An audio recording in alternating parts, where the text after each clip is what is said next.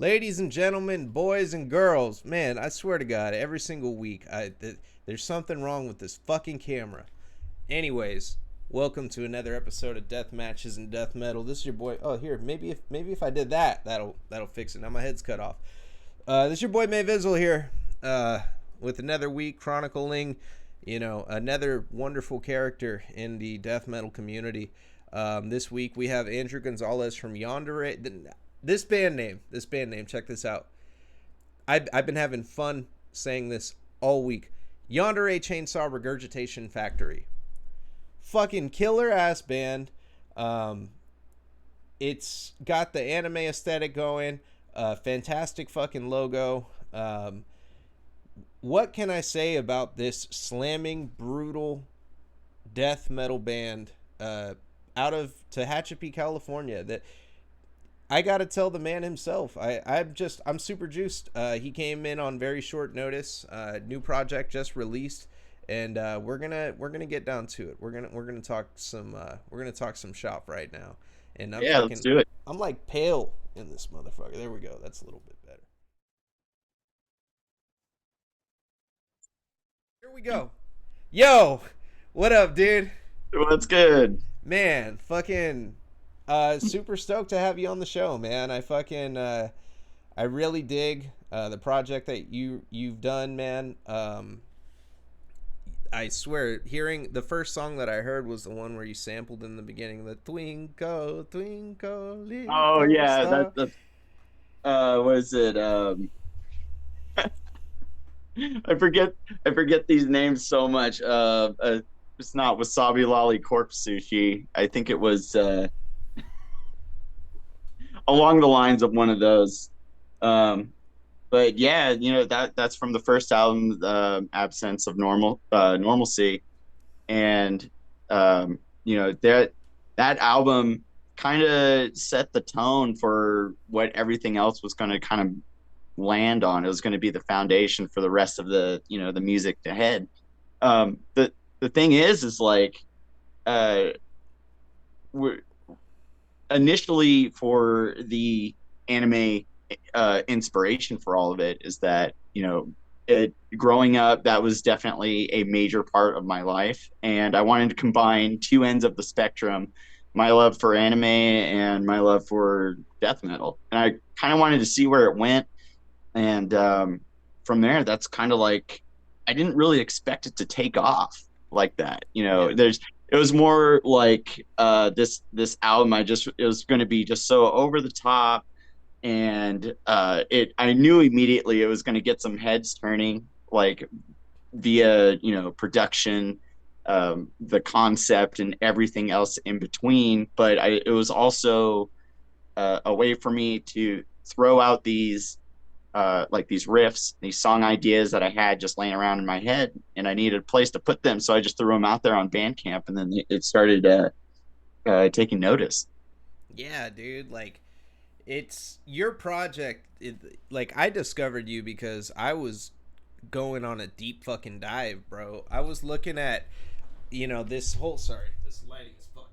I was looking at different anime grind projects, and because I stumbled across it, and like I guess it really started because I fucking I love, sorry, it really started because I fucking love I just love fucking like cool ass merchandise. It really starts with the merchandise, I could say. And Yeah. then like I seen Gorepot, and some of the artwork that they had going on, and I was like, this is crazy. And I buy a lot of bootleg t-shirts. My wife got me really into bootleg t-shirts a couple years ago. uh, Yeah. we, Yeah. we Yeah. both Yeah.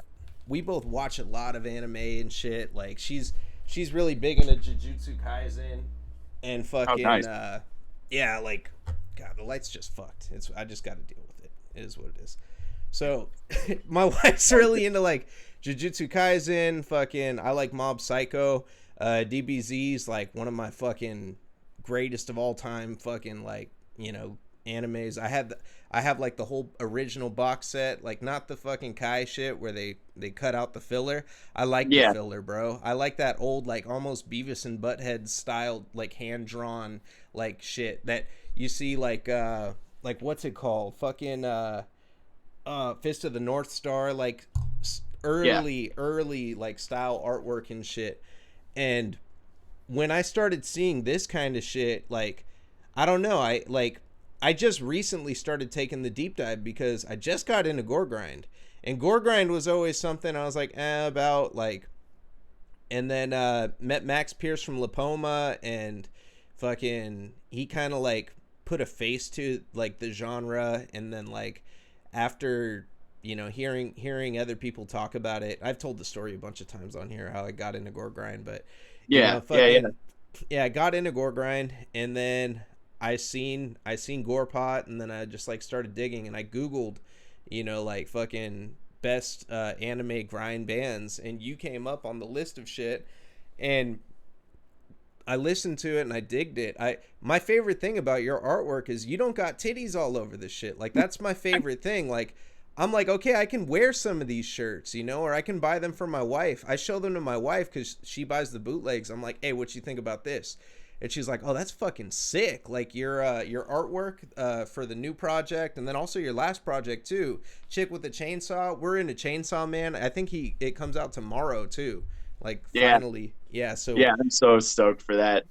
Yeah, there's a lot of the mascot Chainsaw Chan um was heavily inspired by Higurashi, and obviously Shion from Higurashi with the green hair and the yellow shirt. But I wanted to change it up a little bit, and still be brutal, but not also like overly sexualize yeah, that thing. tentacles And and all that shit.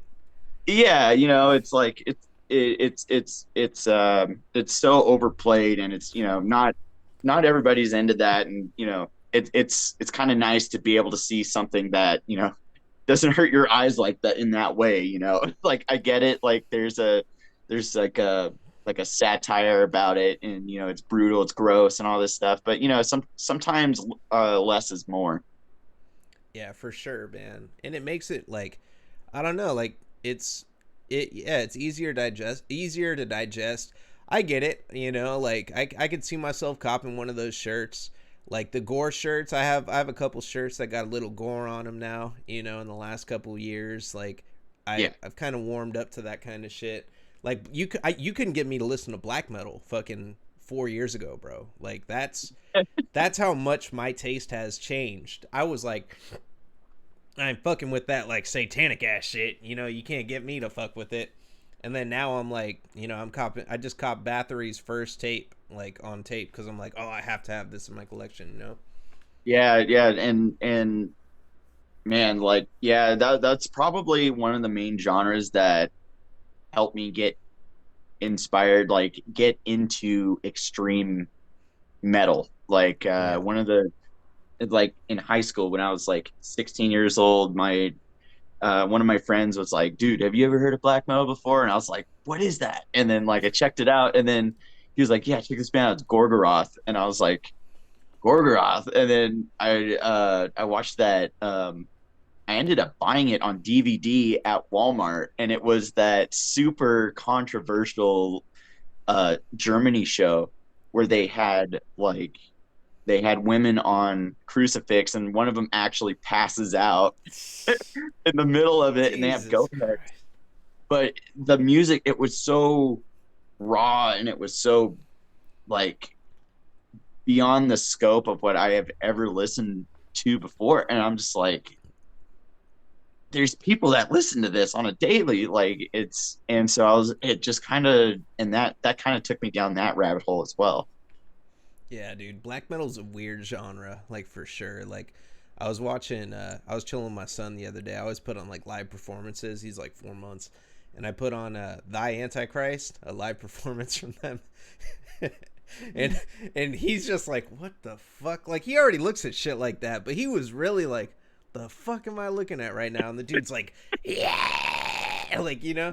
and like the fucking comments on YouTube, like the top comments is like, "This sounds like a cat getting killed," and I'm just like, fucking rolling. But it's sick. It's badass. I get it. Like it's just, it's so Right, over the fucking exactly. top. And then once I started like seeing that, on the other side, like these bands, like your band, dude, your project that you have, bro, is fucking sick. Like I don't know how the fuck you do it. Your drum machine is fucking, that's a drum machine, right?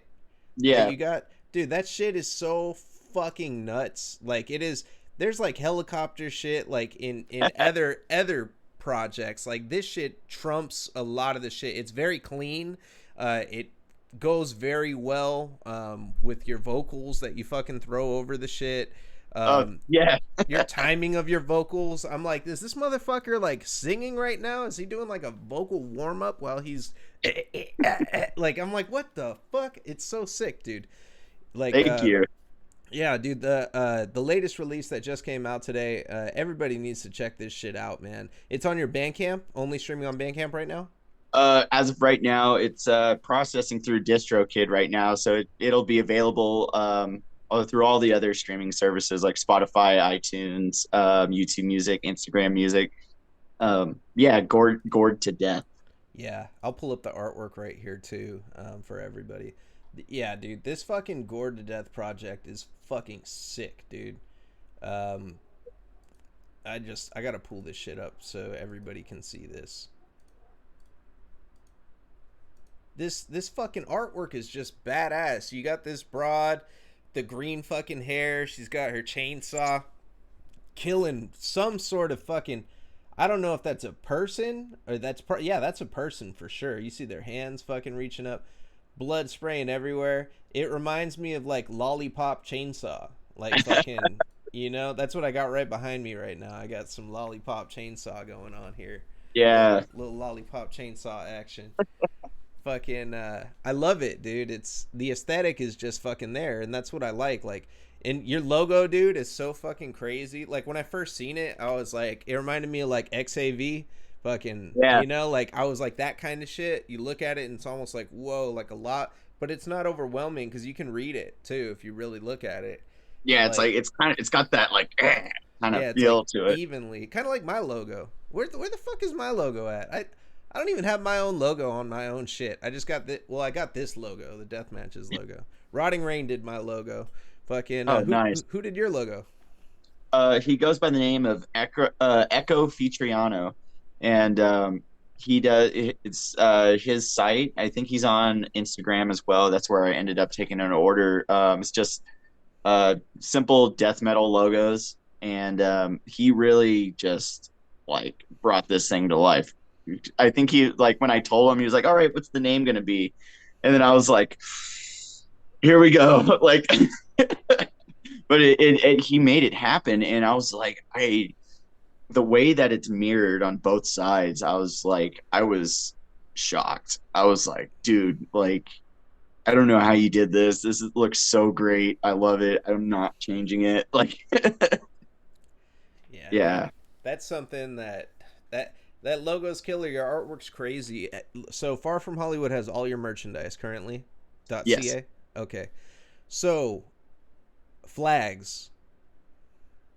They have all the flags. They they, got flags they on have merch. all the flags, and Oh, like even for the previous albums, if there was a bunch of prints before before Gord's Death came out. There was essentially like a cutoff point because we can talk about this in a minute.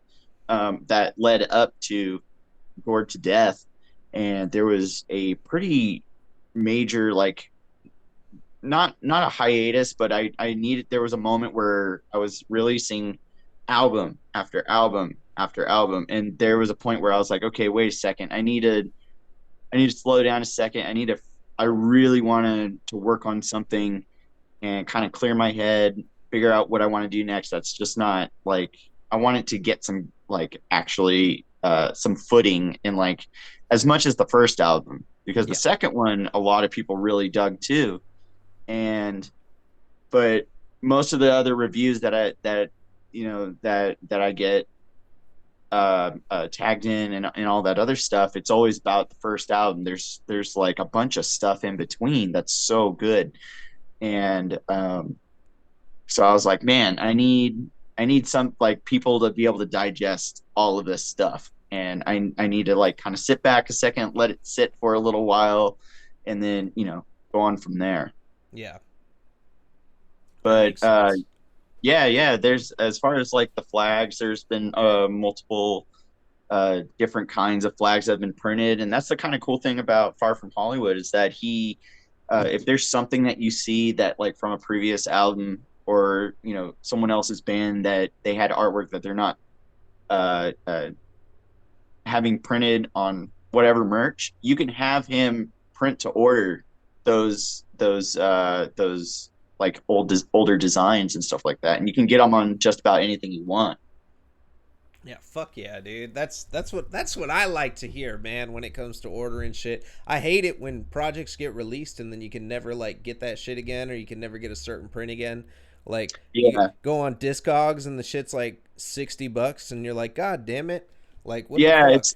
it's great because he saves the artwork, he archives it, so he'll do like a limited run of this many batch, like Yeah. 50 of this, 50 of this, and 50 of this. Once that's gone, it's like it's gone, but not really. You can still go back and be like, hey, can I get this print from this one? And he'll be like, yeah, no problem, and he'll send it off. Like, but he won't make it like a main priority. He Yeah. won't stick it on the catalog, but you could ask him. You'd be like, hey, I really like this shirt. I don't really care for this one, but can I get this one? And he's like, well, we don't print anymore, but I can print one out for you, like no problem. And it's like good to go. That's fucking cool, man. So like you're on Bandcamp and your first release starts getting a little bit of traction. Um, when did you say like, you know what, I need to start shopping this thing around? It was kind of towards. I'd say it was like a couple weeks after that first project was released, and I I kind of like I needed to figure out like if this is something I really, really wanted to push, and not something that I just got hyped about because some people were noticing my music. And I was like, is this something I really want to push forward? Well, let's check it out. Let's start asking around. And so I was kind of like getting people's feedback, and be like, hey, what didn't you like about this album? I wasn't like going around asking like what's your favorite part about this album or something, because I wanted to get information on doing better if I were to release another, like take the time out to make another project. I want to know what I'm missing, and so that way the next one's going to be more successful, and the one after that. And so there are a lot of people who are like really honest about that, because they're like, well, I didn't like how this was mixed, I didn't like how this was, but I really enjoyed this, and I really enjoyed this. And I was like, oh, okay, cool. So that way I'm getting both parts of the pros and cons of that, and then I can pick apart and be like, okay, so for this next one, I'm going to do this, like what this person, and it gives everybody like a complete 180. They're going to be like, whoa, what the heck just happened? Like, went from this to this, like, and so far that's kind of been my formula. Yeah, man, it's totally like it's a total trip. Like the way your song structure goes, the like all of your projects and this new one, man, is fucking like just on another level, dude. Like you're there's growth that's happening in the music, and it's, I don't know, like you've created, you there's so much just hype just looking at it. Like it's so aesthetically fucking pleasing, it gets you pumped to hear it. Like I feel like every good death metal project has to have some sort of artwork, has to have something to get you excited about it before you hear it, you know what I mean? You see that Right, shit, you're exactly. juiced. I saw the artwork for this project and I'm like, oh, I can't wait to hear what's fucking coming next out of this.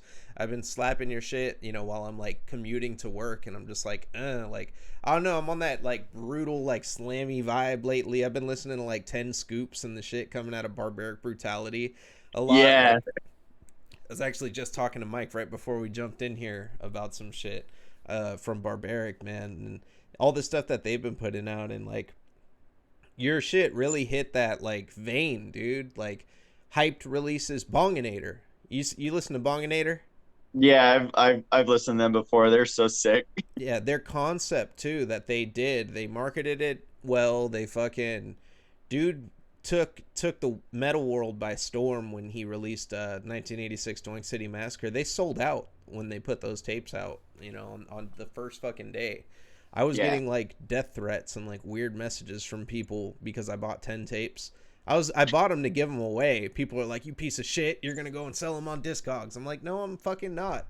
Like I'm buying. I didn't think it was going to sell out. That's why I bought 10. I thought I was Yeah. supporting my homie. Like, no. Apparently I fucked up. I created the fucking The shit storm. yeah, the scarcity. I fucking made it happen. But yeah, you know, like projects like that, Monumental Discharge too. They're another fucking badass slammy band. Bunch Mhm. of really like fucking smart dudes in that band too. It's hella funny. Like dude's a teacher and he like is in a side band that's a poop band. And then he like teaches instrument. The motherfucker's brilliant, you know. That's behind this project. So like I think that just being able to create, you know, something that'll get people to listen to your music, like being able to capture that attention and, you know, coming being able to come up with a concept is a skill in its own, you know? Like the musicianship, there's so many people with musicianship, and I talk about this with Mike from Warflirch all the time. There are Yeah. people that have musicianship, but they don't know how to market themselves and they don't know how to like get their shit out there. And your shit captured my attention, man. I was shocked you messaged me back. Like seriously, I saw you talking to Max from Lapoma, and I was like, "Oh shit, this fucking guy knows Max too." Oh, I'm Yeah. gonna send him a Yeah. DM. Yeah. We talk all the time. That dude's a good dude. His music is absolutely genius. Yeah, So I he's great, dude. Yeah, he's a great guy. Love it. I want to be able to go on tour with him at some point because I know he's in New York and we're over here in California. So, but that would be so awesome. That would be so awesome. That like it's crazy too because you're both one man bands, and like I was talking. I don't know if you were in the chat too the other day when I was telling him like what he should do during his live shit. And I was like, well, if you're a one man dude, like you should have like some theatrical shit going on. Have some people up there doing surgery. You know, Oh like man, that would be that'd be awesome. That would be crazy, right? so awesome.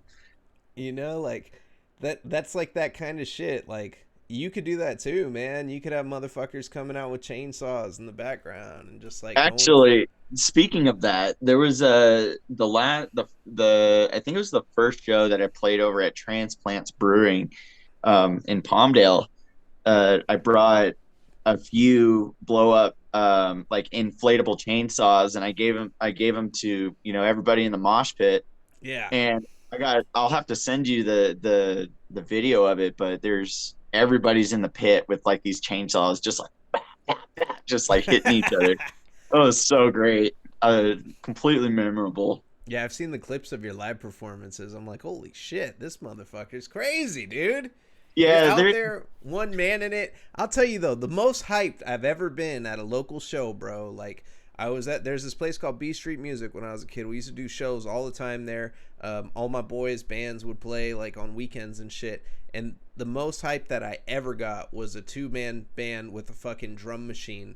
And it was this dude with like a 7 string and this dude just going absolute ham. They're a hardcore band, but like they were fucking crazy. They're jumping in the crowd. The vocalist was just like like fuck you guys, you know, and like the Yeah, guitarist is just losing his shit like over here, just like and the drum machine just doesn't stop. It's just fucking yeah, chaos, and like you can rock it as one dude, you know.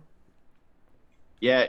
It's I'll tell you, it's like my demeanor in general. I'm a very shy person, but I think uh with this kind of music and the response you get and a lot of it is built so much confidence and like getting up on stage and like, yeah, I'm like normally like a shy person, like I'll just be in the back like and someone would come up and I'm like, oh hey, how's it going, like, but then on when I'm on stage I feel like so I'm in my element and it feels so good, like, and you don't realize it that how much of a like a response you're provoking, and in making people, seeing people, move to your music, it's like there's no other adrenaline like it, Dude. and it's scary as hell.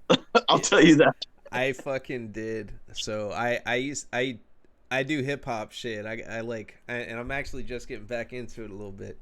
That's right, you heard it here first, internet. But I've been doing some hip hop shit for years, and when I first started doing live shows, I had like 2 mixtapes, and I wasn't doing any live shows. It was like all boom bap, like East Coast type shit. Went to Chico, California, did like 2, 3 live shows, and I could not get the crowd into it at all. I was like over there like da da da, like trying to be lyrical and shit. It never worked, bro. And I did it like 3 or 4 times, and it was the most defeating feeling. There was one night where this chick straight up grabbed the microphone from me, like, because she Oh wasn't feeling the, like, some drunk chick in the front of the crowd. It was a packed crowd in a barn at this like my boy's backyard that they were renting, the sick ass house. And yeah. yeah, fucking took the mic from me. I just like, and I said, you know what, fuck this shit. I'm about to just get stupid ass ignorant, come out with like a ski mask and just like put on like Migos type beats and just yell. And Yeah. I remember I came out with like a fucking tank top and just like was just like like nobody even knew what the fuck I was saying, but like the crowd was kind of feeling it. But then my dumbass, I ended my set with like a slow song, like trying to get everybody to like, do my old shit.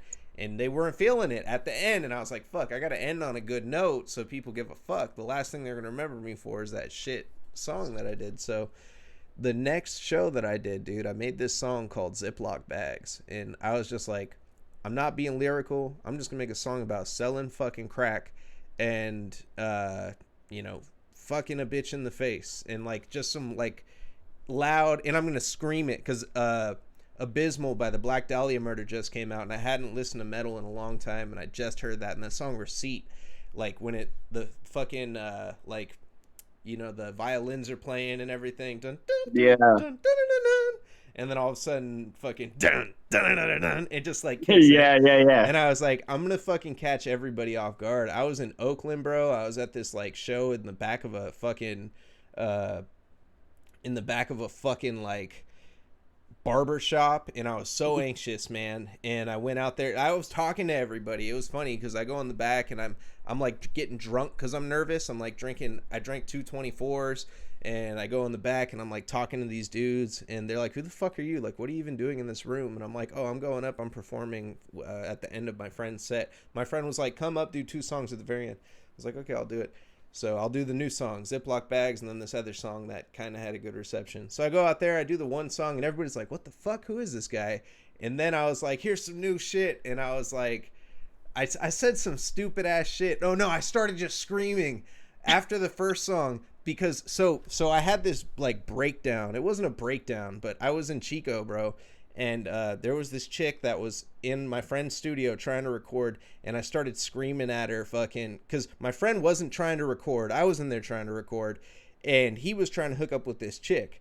And they were not going to hook up with my friends. Like, I just knew these chicks were just hanging out or whatever. And my friend's like throwing everything aside because he's on a 1-track mind, right? So I'm Right. like, I started yelling at her like hella fucked up. I was like, bitch, I sell more cocaine than you weigh. I sell more fucking cocaine than you weigh, bitch.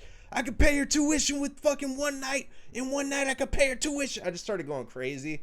And then, like, these chicks freaked out. And then my boy was like, yeah, you got to get out the house, man. You're acting too crazy. You gotta leave, dude. So I was like, yeah, I guess so. I got too hyphy and upset, really, really drunk, too. A lot of drinking cheap vodka in Chico, It'll get you there.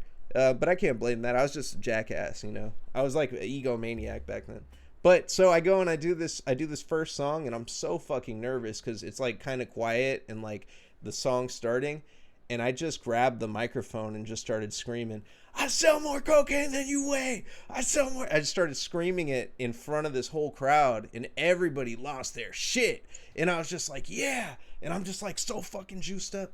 And then I did the fucking song, Ziploc Bags, and like everybody freaked the fuck out. And I started screaming and like doing it live, bro. And like, I know that feeling, man. Like when the crowd loses their shit, people started moshing in front of me. I have a whole video of this shit. I'll send it to you. It was literally the moment where I felt complete as a musician, and I was like, this Yeah. is what I want to do for the rest of my life. The next day I went to Whole Foods and I quit my job because I thought I made it. I was like, I did it. I just need to do this every week and I'm going to be fucking famous. Like, that's it. I'm just going to be rich. Back then I believed that a record label is just going to be like, it's going to be like fucking, what's it called? Like La Bamba, you know, I'm just going to go Yeah. out and fucking, they're going to be like, hey, I like your tunes, man. Fucking here's $2 million and, you know, we're going to hook you up. 360 deal. I'll take it. I'll do it. You know, and that shit didn't happen, man. It takes a lot of work, like way more work than people even think about. And there's so many times, I've played a lot of stinkers, like a lot of shows that were just like, and I do walk away feeling pretty defeated, but I try to think of the situation like for what it is. And I try not to think of it so much as like, don't think of it too, like, don't be. See, the thing with musicians is that we're our worst enemy. Yeah. And especially when it comes to that, because our goal is to apply ourselves to an audience, like that is our the only reason that I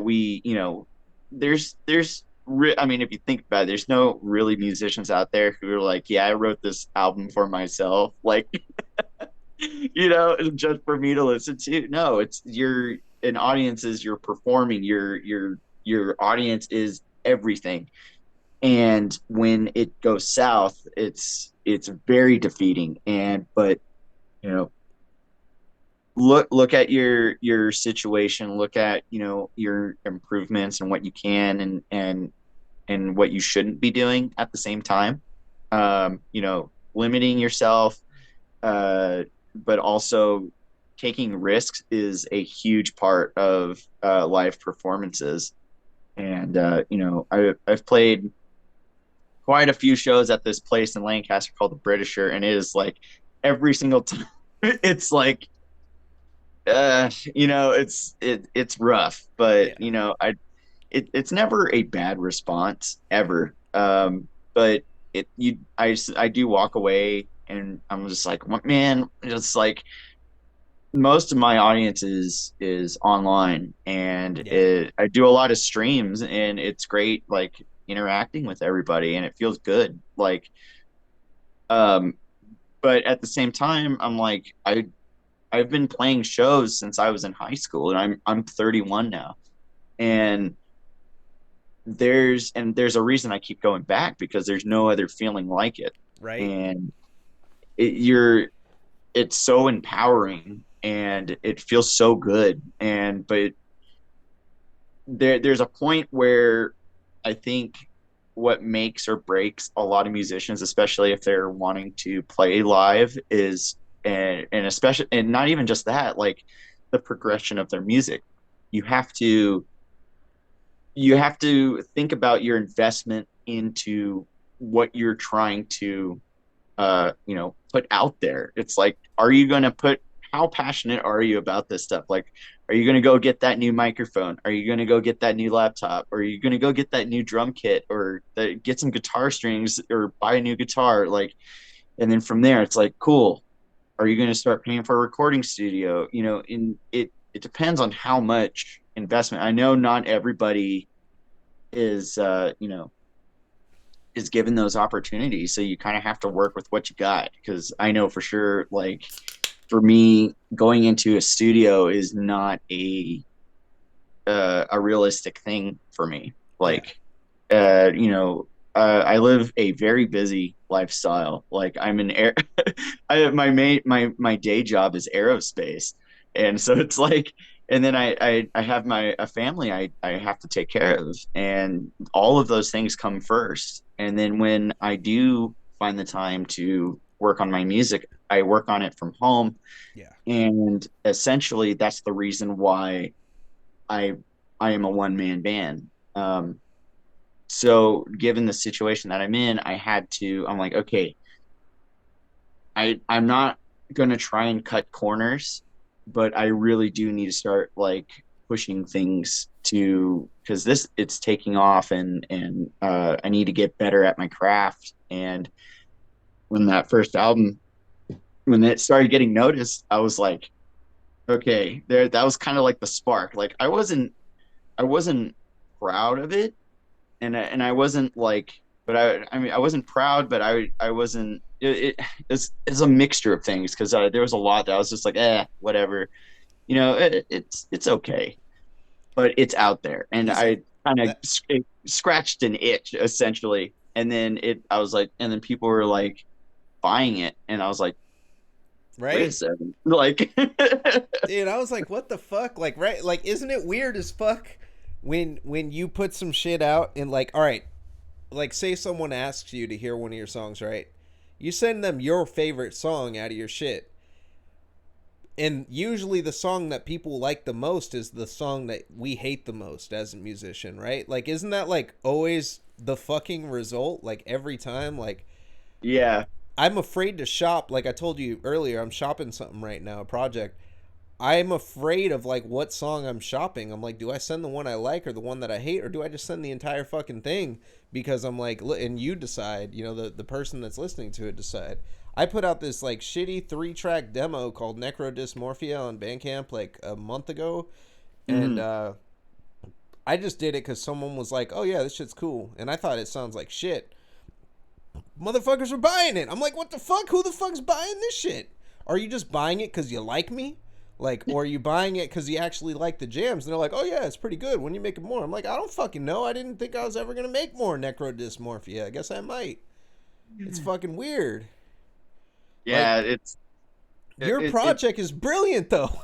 like, as so, bro, the fucking aesthetic is there. The merch is insane. Like that makes a band for me sometimes. Like just seeing the merch and being like, "Oh, I want to wear this sick ass shit." Like this label, Gurgling Gore. I want to say like, yeah, they have killer music, right? The aesthetic though is the thing that really seals the label for me. The stickers that I get from them, the shirts that I get from them, and it's the look, and it's like the musicianship is there with the project, dude. There's your shit is like an onion. You got to listen to it over and over again, and you're gonna find new shit every time because it's so fast and there's so much shit going on, and there's different grooves that you'll catch at different times when you listen to it differently.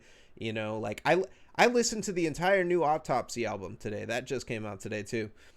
I don't remember anything about the Autopsy album today. I mean, I played it from beginning to end. It kind of was in the background. Actually, halfway through the project, I was like, "Oh shit, I'm listening to the new Autopsy. I should probably restart it from track 2 because I didn't it sounds like Autopsy. You know, like I didn't yeah, think too much about it. But like your shit is like in my face. Like I'm just like, "Damn, I can't, I can't turn away from it." I love that like that that genre and you know, don't ever think like any feedback you get from people, like of course like take it or whatever, but my thing that I hated as for years as a rapper was when I would send a project to somebody, and this is what I hated because I would have my whole project done, like it would be finished. I mixed it, I mastered it, I fucking of course it wasn't that great of mixing and mastering, and songs were finished and complete, and I would send people shit like, hey, what do you think about this, I'm about to release it, and I'd send it to them, and then be like, oh, it'd be cooler if you did this, or cooler if you did that, or like if you said this, or wrote a song about this instead, or like change these lines. Like, motherfucker, it's done. Like, I'm not asking you, like, what I should change. I'm asking you if you like it or not. If you don't like it, it's not for you, and just tell me yeah. that because that's not the demographic I'm trying to hit. And that's what I want to tell you, man. Like, if anybody is not receiving your shit, well, fuck them. They fucking suck. You have a great fucking like you have the full package. You got great music, great logo, great concept. and fucking all that.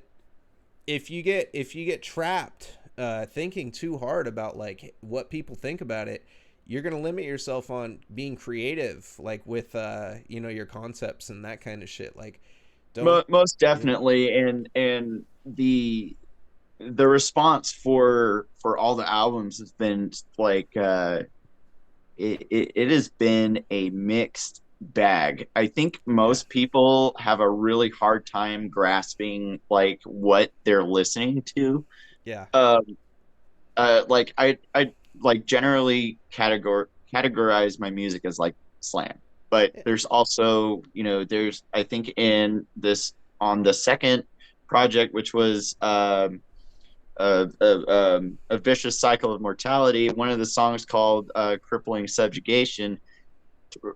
I think it was like the last like 30 seconds of the track was like it was like a heavy trap gizmo inspired with like someone getting mutilated in the background, yeah. and it switches gears like that. And I think it's really hard for people to if you haven't been down that rabbit hole of music, it's going to be very hard to understand. And people are they have their opinions, and that's fine.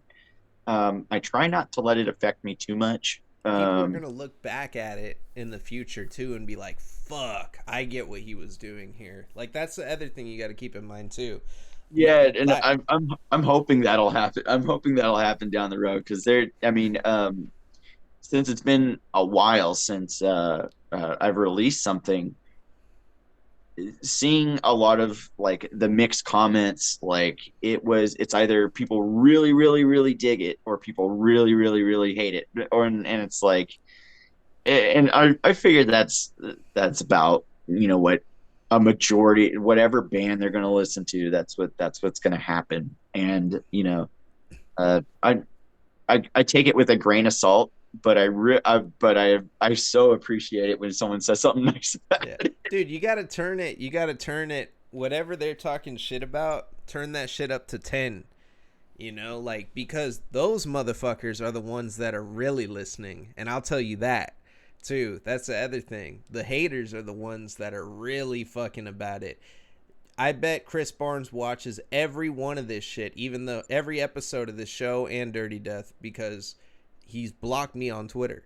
So I guarantee you Chris Barnes watches this just to hear if I say his name. And right now he's going like he's like Leonardo DiCaprio in that meme, right now when he's watching this Yeah. part. Yeah, Chris Barnes. I said something nice about you last week though, so you can't be mad this week.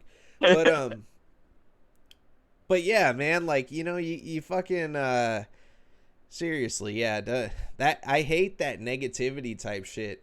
I'm lucky. I'm like in a weird realm where like nobody talks shit to me. It's so I guess it's because I'm fucking nobody like on the internet. Really, I'm just some dude. I like literally just I come on here and I talk shit here and there and like I think people just don't even want to waste their time on me because I don't really have much going other than the show.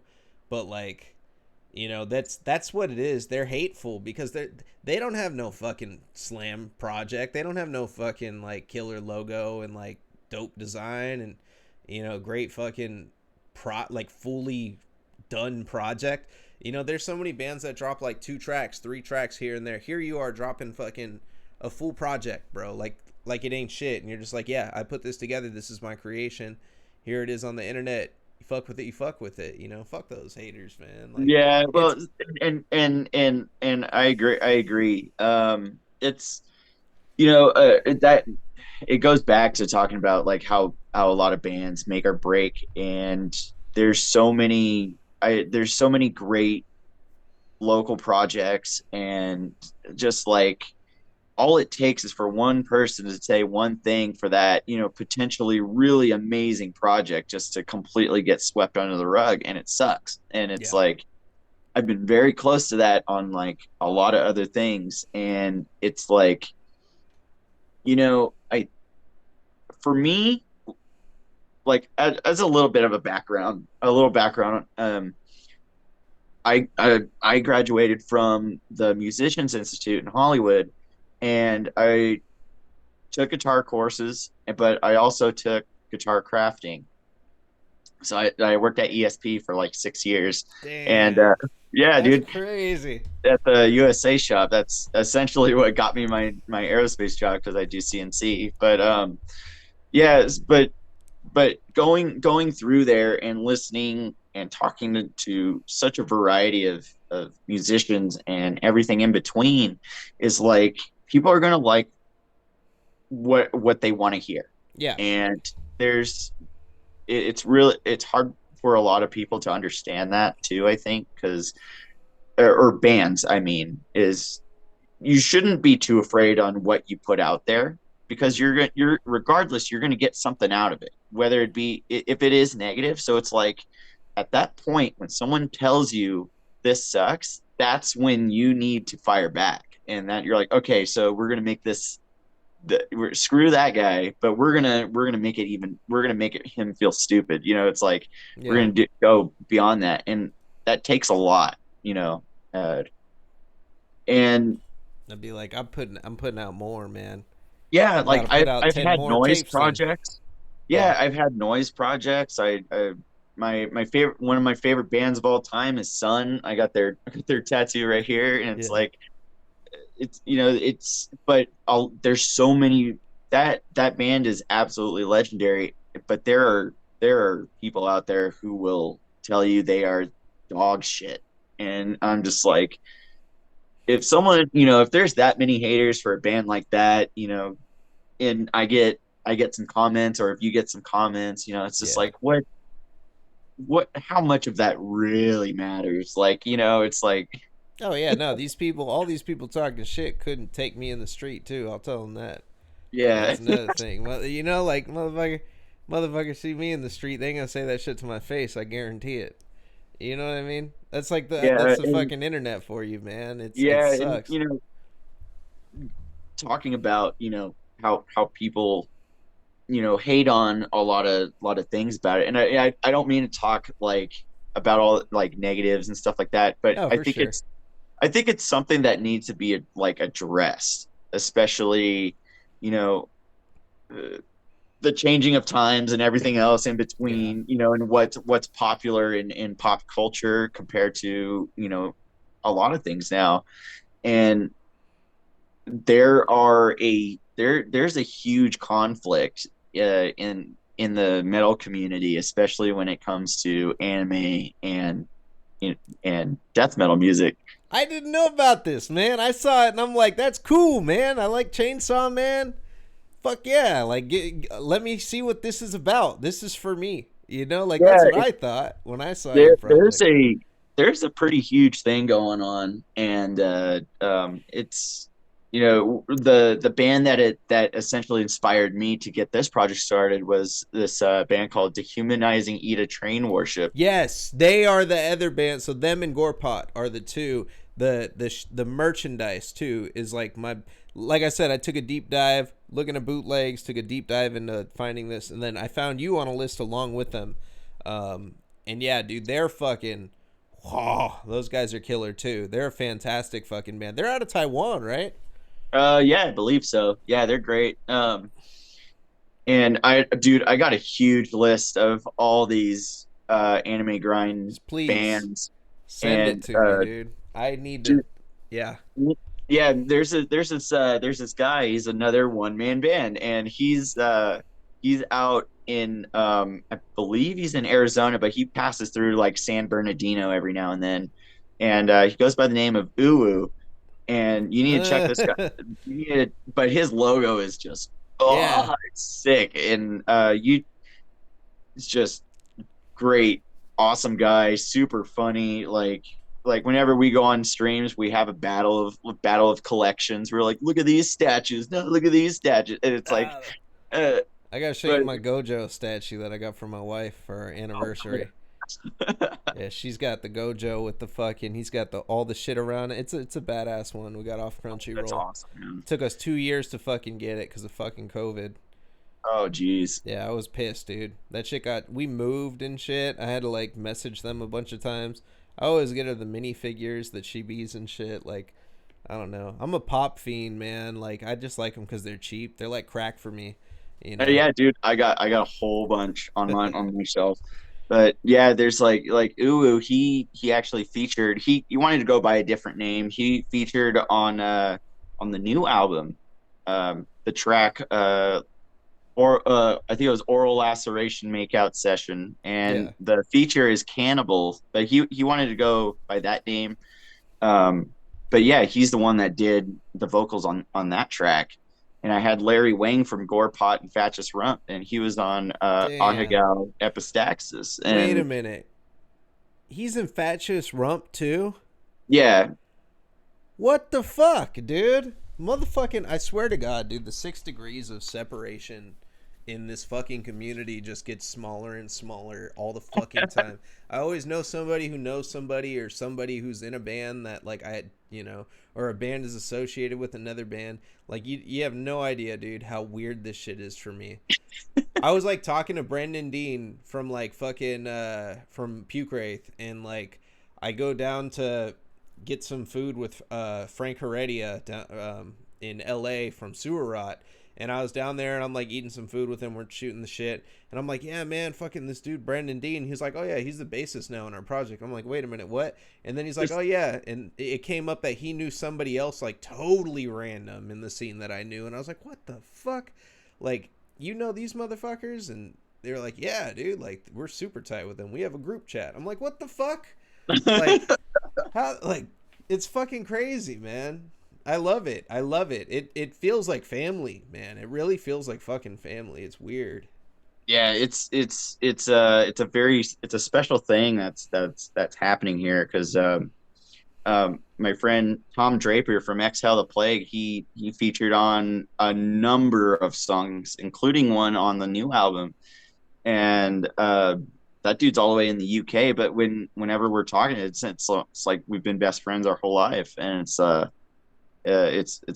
really beautiful thing. And I think that's what's so great. And as I have a lot of features on my music because I think I find myself like I get burnt out. So That's a like first. I haven't you heard that. yeah, like do you want to do some vocals? Like like I'm tired. Like Dude, I'm dead. I'll do some so vocals on your shit if you ever need some vocals. I'll dude, send them my absolutely. project. Absolutely, because I have a tendency of just grabbing unknown people, and I think it's I kind of I usually see like where I was like when I was like trying to start a project. It's like it it can be really difficult getting your foot in the door, and a lot of people don't know how to get your foot in the door. And so there's this dude on, I believe it's the third, third or fifth track off the new album called the Chainsaw Mastectomy, and he goes by the name of Coffin Feaster. Ooh, And that's a good name. yeah, yeah, and like he's got his own projects going on, and he's from Brazil, and uh, and he was a fan for like a really long time. And then he was just like, and I was just like, I was listening to his stuff, and I was like, you know what, let's check this out. And I like kind of hit him up. I was like, hey, you down to do some features? And dude just lost it, and like, and and his vocals were great. Like they reminded me Yeah. of like fucking Cannibal Corpse. I was like, dude, like almost like Megalodon, like that album Megalodon. Dude, that's isn't that fucking nuts too? Like when somebody who's just like super into the shit drops some shit and it's nuts. Like that have you heard Trokar? Yeah, yeah, I have. Schuler Benson's fucking vocals on that, dude. Like, what the fuck? I was like, dude, I was like, okay, Schuler's in a band. Let's see what this sounds like. I was kind of excited. I'm like, I hear him on, I've seen him on the on his podcast, Death Metal Radio. Follow him on Yeah. Twitter. I love his shit. I always fuck around. He's like one of the 3 people that I'm just constantly fucking with on Twitter, like all the time. I'm always like liking his shit, saying funny shit, like, and yeah, I heard him for the first time on Trokar, and I was like, Like this motherfucker sounds like he has claws, bro. Like literally, Yeah. like his voice has claws, and it's just wet and like that's all I picture. Like Nosferatu on a motherfucking microphone. Like that's what I just picture when I hear him, and I'm like, it's so scary, and I love it. Like, yeah, dude, you never know what a motherfucker's gonna sound like until they're on something, man, and like there have been a lot of people coming out of the woodwork doing shit like lately, and it's just like, whew, you never Yeah. know, man. I mean, the only thing it's doing is growing the community, which is great because it's like then it opens so many more opportunities for other bands, and it kind of like gets them to you know, get them to be like, hey, let's start this project with, whoever else they've been talking to, and it's such a great feeling, Yeah, But absolutely. yeah, fuck the haters. Oh yeah, no, man, fuck them, man. I wouldn't ever worry about that shit. Like that's the thing. Like I always tell people this all the time because I hear it sometimes from from people in the community. Like it happens here and then. I'll get a message and be like, "Oh man, I don't think this shit is good as it should have been or whatever." And it's like, dude, nah, man. Like who bought the tape, man? Like first off, you're on tape. You're on a CD, man. Like Yeah, you're on physical media. You have merchandise. Like that's it. Like literally that is the there is nothing that sucks. I think that makes it to that level, Like there's a cutoff right. point. If your shit wasn't good, nobody would want to put it out, like in general. You know what I mean? Yeah, Like that's just what it is. Like it just wouldn't be put out. Like there wouldn't be a place to find your shit if it wasn't worth being put out. And like I tell people that. And then are people getting it in the community? Yes. That's all that fucking matters. Like once you break through to that level, you're fucking good. I know people in I know people that I've known for years that don't have physical media, that fucking stagnate and stay on the lower levels, and they're the people that the same shit that I was you were saying earlier, don't want to invest in themselves. These are people that literally are right next to opportunities, right, to yeah, fucking blow up, and they don't capitalize on opportunity. And it's like you know um I had a really good conversation with Mike from Warflurch about this type of shit, and I was like, "Look, man, like, you know, when I was making music at first, I was with a bunch of cats that were like, I would never sell out. I'm never gonna sell out. You won't see my face on T-shirts. You won't see this shit. Da da da. That's selling out. That's selling out.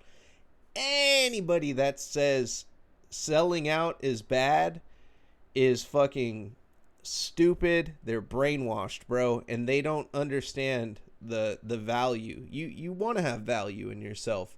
right, Rage Against the Machine sells fucking you can buy Rage Against the Machine. They never sell out, right? Yeah, yeah, of course. They're real. They're legit. Well, why can I buy their record at Best Buy? That's selling out. That's selling right, out. And there's nothing wrong with selling out, dude. It's not because it's not selling out.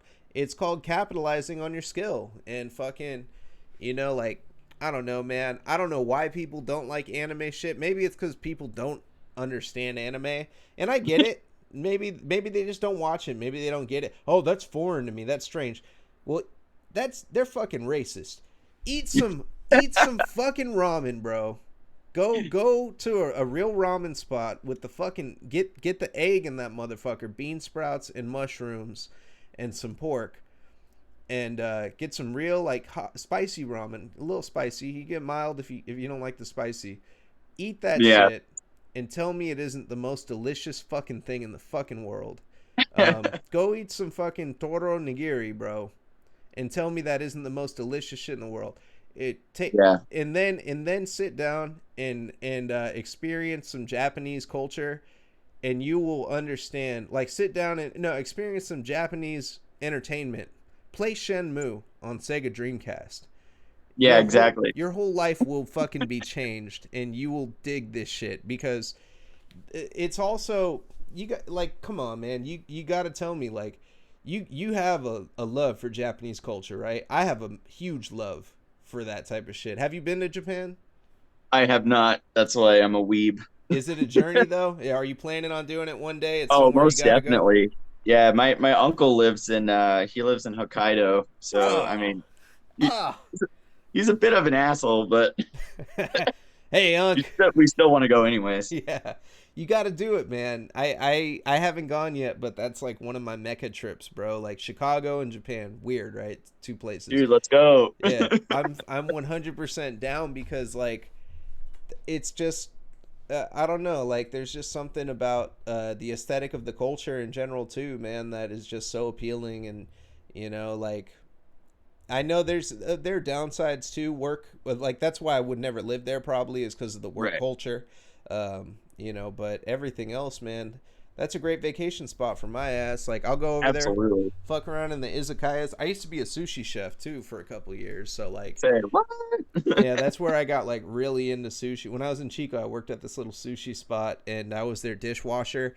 Dude called out sick on the line, and I fucking covered for him. And then they were like, "Damn, this guy's good." And then a guy called out sick on the sushi bar, and I was like, "Okay." So I went and learned from this cat named Suzuki, son. Bro, this dude was like fucking 90 years old, bro. He used to be the head sushi chef for Benihana when they first opened in the Wow. U.S. And he showed me. He didn't even speak English. He would just say, "Look, look," and like show me how to make shit. And he was like so upset that they had me touching sushi because like when he was like taught, he could only make the rice for like a year in Japan when he learned in like the Oh wow. 70s or whatever. Yeah. So like yeah, the dude was like a total fucking like jerk. Everybody else thought he was a dick, right? But I just knew, oh, he's old school because I understood it kind of like, and Yeah. I earned that fool's respect. That's what I told myself. I'm gonna earn this dude's respect while I work here. I earned his respect, and then I ended up moving away, which was really unfortunate. And I didn't continue cooking. I don't cook anymore. But but yeah, man, it was like the craziest experience of my life. Got so much respect for that culture, and just so much love, man. I think the food was my gateway to really like. I was already a fan of like anime and that kind of shit, and Shenmue it was life changing for me. Like that's I play it Yeah. every Christmas. You ever played Shenmue? I haven't. Oh man, do you have a PlayStation or an Uh, Xbox? I used to. No, you don't I have have a. I have Xbox right now. You got an Xbox? What a Series X or just a one or what you got? Xbox One X. Xbox One X. Okay, I'm gonna get you a copy of Shenmue. I'll send it to you. Shit. It's All gonna right. it's gonna change your life. That game is Let's gonna change your go. life, bro.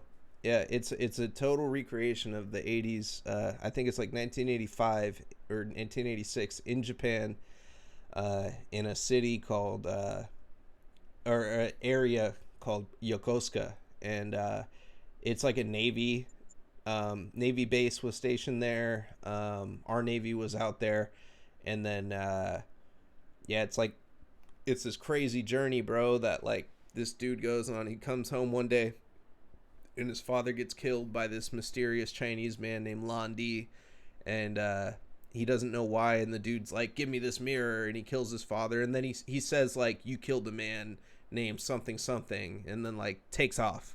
And then he's like, "What the fuck just happened? This dude killed my dad." He said my dad killed somebody. I didn't know this. His dad's like a karate master and like trained him on Yeah. their own style of jujitsu. It's jujitsu that they practice or whatever.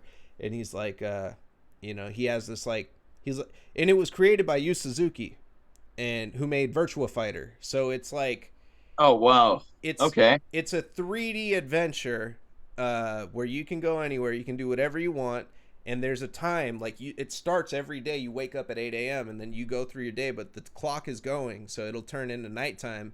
By nighttime, you have to get back home and go to sleep, or your I think I don't even know if she's your aunt. They don't even make it clear if she's like your aunt or the home's caretaker. Her name's Ine-san, but she gets pissed if you come in too late, so you got to make sure you're home by 10 or Ine-san gets mad. And yeah, fucking the combat is like Virtua Fighter, but then the exploration is like still to this day I don't think any game has captured the exploration. It became the base for the Yakuza series that eventually would I've come out. played that. I have played Yakuza. Yeah, it's like imagine that, but way more narratively driven and a lot more open world. Like Yakuza, you're walking down the street and someone catches you and there's a mission and a whole like side story you go on, you know. But like this game, it's just you have to engage with people that you find and talk to them. Every single person on the street has actual dialogue recorded. It's fucking nuts how they made it happen. Wow, They dude, made that's impressive. the game was so expensive that everybody that bought a Sega Dreamcast would have had to buy they would have had to buy 2 copies for the game to be profitable or to break even. So, Oof. yeah, they fucked up. Sega put way too much money in that, but they also fucked up with the marketing of the Dreamcast, which is another story. I need to start like a gaming like history channel. I swear to God. I know, right? I'm like in here just like I'm passionate about this. I could talk about this all night. But It's all right. I'm on a cyberpunk kick right now. oh dude, I want to fuck with that. They've updated it. I have it. I bought it for like $10 and I was so stoked cuz I was like they're going to fix this game one day and it's going to fucking be awesome. Is that They the did it. case? Oh, they They did did. it. They did it, and they're still continuing to update it with the completely overhauled the entire game, and it's like, and not to mention that all the DLC that's coming out is going to be completely free, and they've just added the Cyberpunk Edge Runners content update, and so they have all the Edge Runner weapons, Okay. quests. Dude, it is unbelievably good. Still has its bugs, like in some things, but the fact that they're fixing it is like it's beyond playable right now. And oh, dude, Yeah, I got to it's fucking good. play it. I last time I jumped in, I just got past the prologue and then yeah, like right after the main credits and everything like run and then I was like, okay, I'm gonna put this down and wait. So now that it's the time, man, I gotta pick that thing back up. It's hard with the kid, man. I can't play shit. You know, I get like 5 minutes. Those kinds of games I can play though. The games you can pause, but I'm already fucking worried. Like I'm anxious because Call of Duty's coming out, and I actually wanted to get this one, but I'm like, fuck. Like, am I even gonna be able to play this fucking game? Like, you know, my KD's gonna be fucked. Like, just already because I get the shit, and then like, dude makes a noise. I'm like, oh yeah, I gotta put this game down. Like, why did I just spend $70 on this fucking thing? Yeah, that's gonna be a great game. I can't wait for that either. I just picked up Bone Lab on Quest. It's super fun. Oh, dude, fucking, I got a. So I don't have a Quest, but I got the Rift. My dumbass. So, I'm online. The Quest just came out, right? I think it was Quest 2 maybe that just came out, and the store had that, and they had a Rift S. And my stupid ass, I go online and I'm like, what is the most comfortable headset? And everybody says Rift S is the most comfortable headset. It's just it feels like you're not even wearing shit on your head. And I was Yeah. like, oh fuck yeah, I'll buy that. Of course, it's more comfortable. Of course, I want the more comfortable one. Month after I buy it, all the support fucking ends for it. It stops Oh updating, yeah. and then all the games that are coming out, they don't even have it on there. Like Resident Evil 4 is out and all that shit. And the most fucked up part is right after I bought it, I was like, this is so cool. I'm gonna buy one for my boy. So I hunted down the only other Rift S and got it for him. And now we're both stuck playing like VR chat, bro. We're just staring at each other in mirrors and fucking groping anime women online, and that's not it's consensual because I'm the anime woman. We swap roles, so don't think I'm that creep that's just going up in the lobbies grabbing shit. Oh, that's great. Yeah. Yeah. During the pandemic, that shit was clutch, man. We got so drunk together playing that shit. Oh, there's some really God, that game can have some really great times. There's some really cool games in there as well. But yeah, um, there was some one of my friends suggested that I actually play a virtual show. I was like, man, Dude, that'd you be should. cool. Like, You should. yeah, on VR chat, I have a Chainsaw Chan. Um, avatar, and Dude, it's got the yes. it's got my logo on it. It's got the it's oh yeah, it's dude, it's You gotta PC share me only, but that skin. Yeah, you gotta share me that skin, bro. That's so sick. yeah, it's What the awesome. fuck? What, dude? I love it, man. See, I love it. That's dude. You got such a beautiful thing going, man. Like that. I love your project, dude. Fucking keep doing what the fuck you're doing. Don't ever stop doing this shit. Go 100. I've had labels because I like Necrodysmorphia is a one man project. I've had labels tell me fucking. Okay, well, I like it. It sounds good. This is good. This is good. But ditch the automatic drums and actually start doing some live shows with a real drummer, and then we'll talk. And I'm like, yeah, that's my project. Like that's what I'm doing. Like if you don't like it, just say no. I wouldn't want to put this out. Like I understand, like that's what you're looking for, but you're limiting your label by not fucking putting this out because, you know, and like Yeah, there's plenty of bands out there like I mean, you got Putrid Pile, who that dude's one man band, plays all over the world, has a drum track, and you got what's his name? Uh uh I'm gonna butcher this. I think his name is John. Is it John Whitaker? Fuck. I don't remember. Something Whitaker from Insidious Discrepancy, and mm, he also is a one man band that plays all over the world, has a drum machine, and it sounds insane. Like I think honestly, what it comes down to, because I've dealt with that on so many levels with not so much record labels, because I've been with Far From Hollywood since the get go, but there's a lot of vendors out there, venues, I mean, that don't support that one, like a solo act or anything like that. you And don't say it. You say I'm not a solo act. Let me play for you. yeah, Let exactly. me And show then you you that. show Yeah, up. exactly. Yeah, I need to start doing that now. That's good thinking. What you should do, what you could do too, what would be hard as fuck. You seen that Captured by Robots guy? Yes, he So just played at Transplants about a couple week 2 weeks ago. you saw him live? Not live. I think I was at home. I was tired. Yeah, dude, fucking so yeah, Captured by Robots, man. Like I'm not saying make robots. Like that's a lot of work. That's too much work. But like what if you like had like a faux drum set, and then like a faux like the whole setup and then fucking just get two like blow up dolls or like that are characters and then just set them up and be like this is my band. Just be dead fucking serious too, like This is deadpan. my band. Yeah, this is my band right here. Yeah. Well, you they talk through me. Like you can't understand them. You don't understand them. Like, Yeah, but then the blow up dolls are the ones that are gonna get famous. yep. That's fucked up. But Blow up dolls. yeah, there's I haven't been doing too many shows at Transplants recently, mainly because of that reason. Like they kind of switch gears a little bit, where they're not even hosting really like rap shows or anything like that anymore, because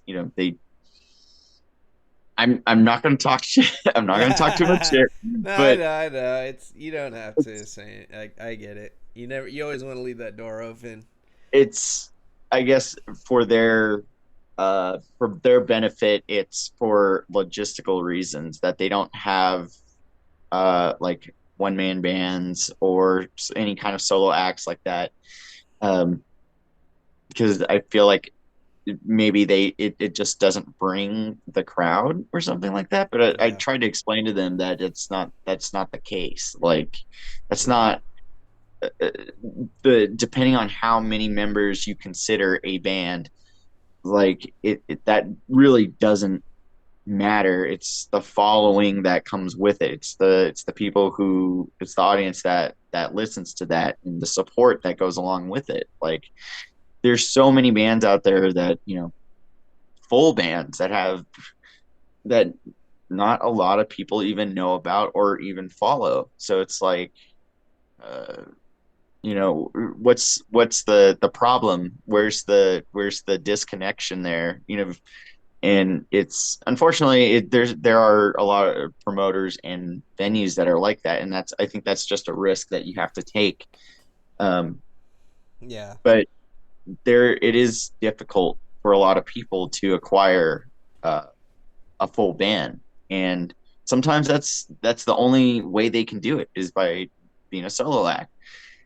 So I'm hoping that like in the future that especially now that extreme music is taking on so many different forms that these venues like a lot of them are going to get more acquainted with that, and I feel like it's happening because I'm playing a show tomorrow in Anaheim at the Doll Hut, Oh wow. and and Fuck, I wish they you were had out there when I was out there, man. I would have I gone know, with right? Frank to go see.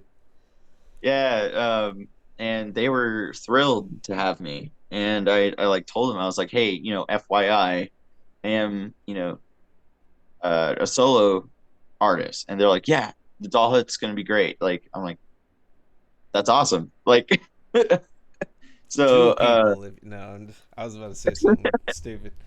I was gonna say two people if you count my erection. I've been talking to fluids too much, man. I'm like on a sick one today. I've been. come on, helmet head. But Fuck my bad.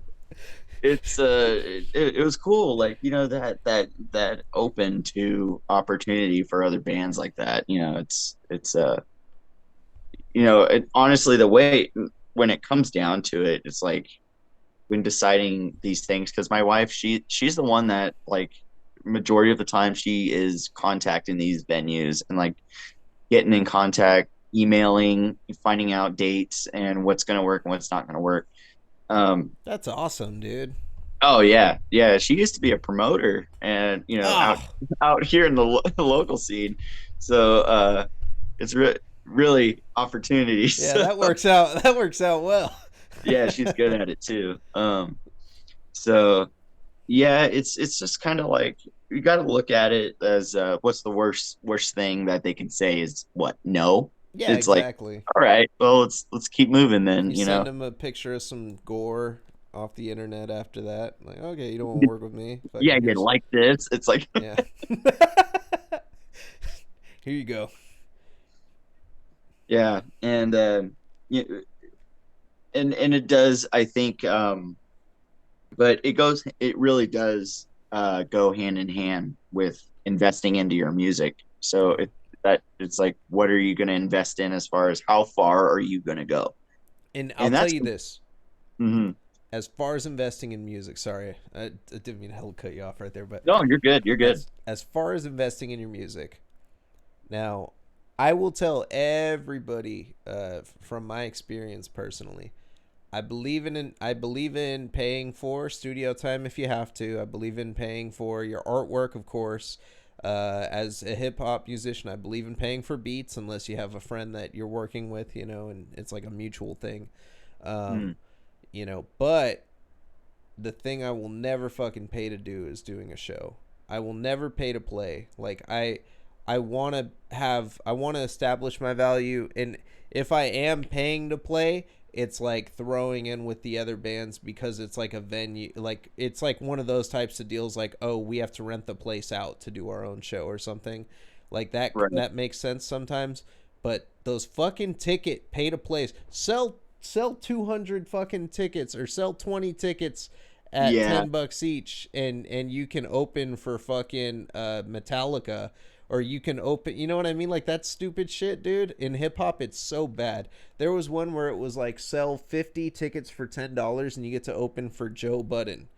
I'm like, Joe Budden, what the fuck is he gonna come out and be like, pump it up? I'm like, and I'm gonna spend fucking, $500 to open, because I know motherfuckers that be like, oh, okay, cool, and then they go and they just like spend $500.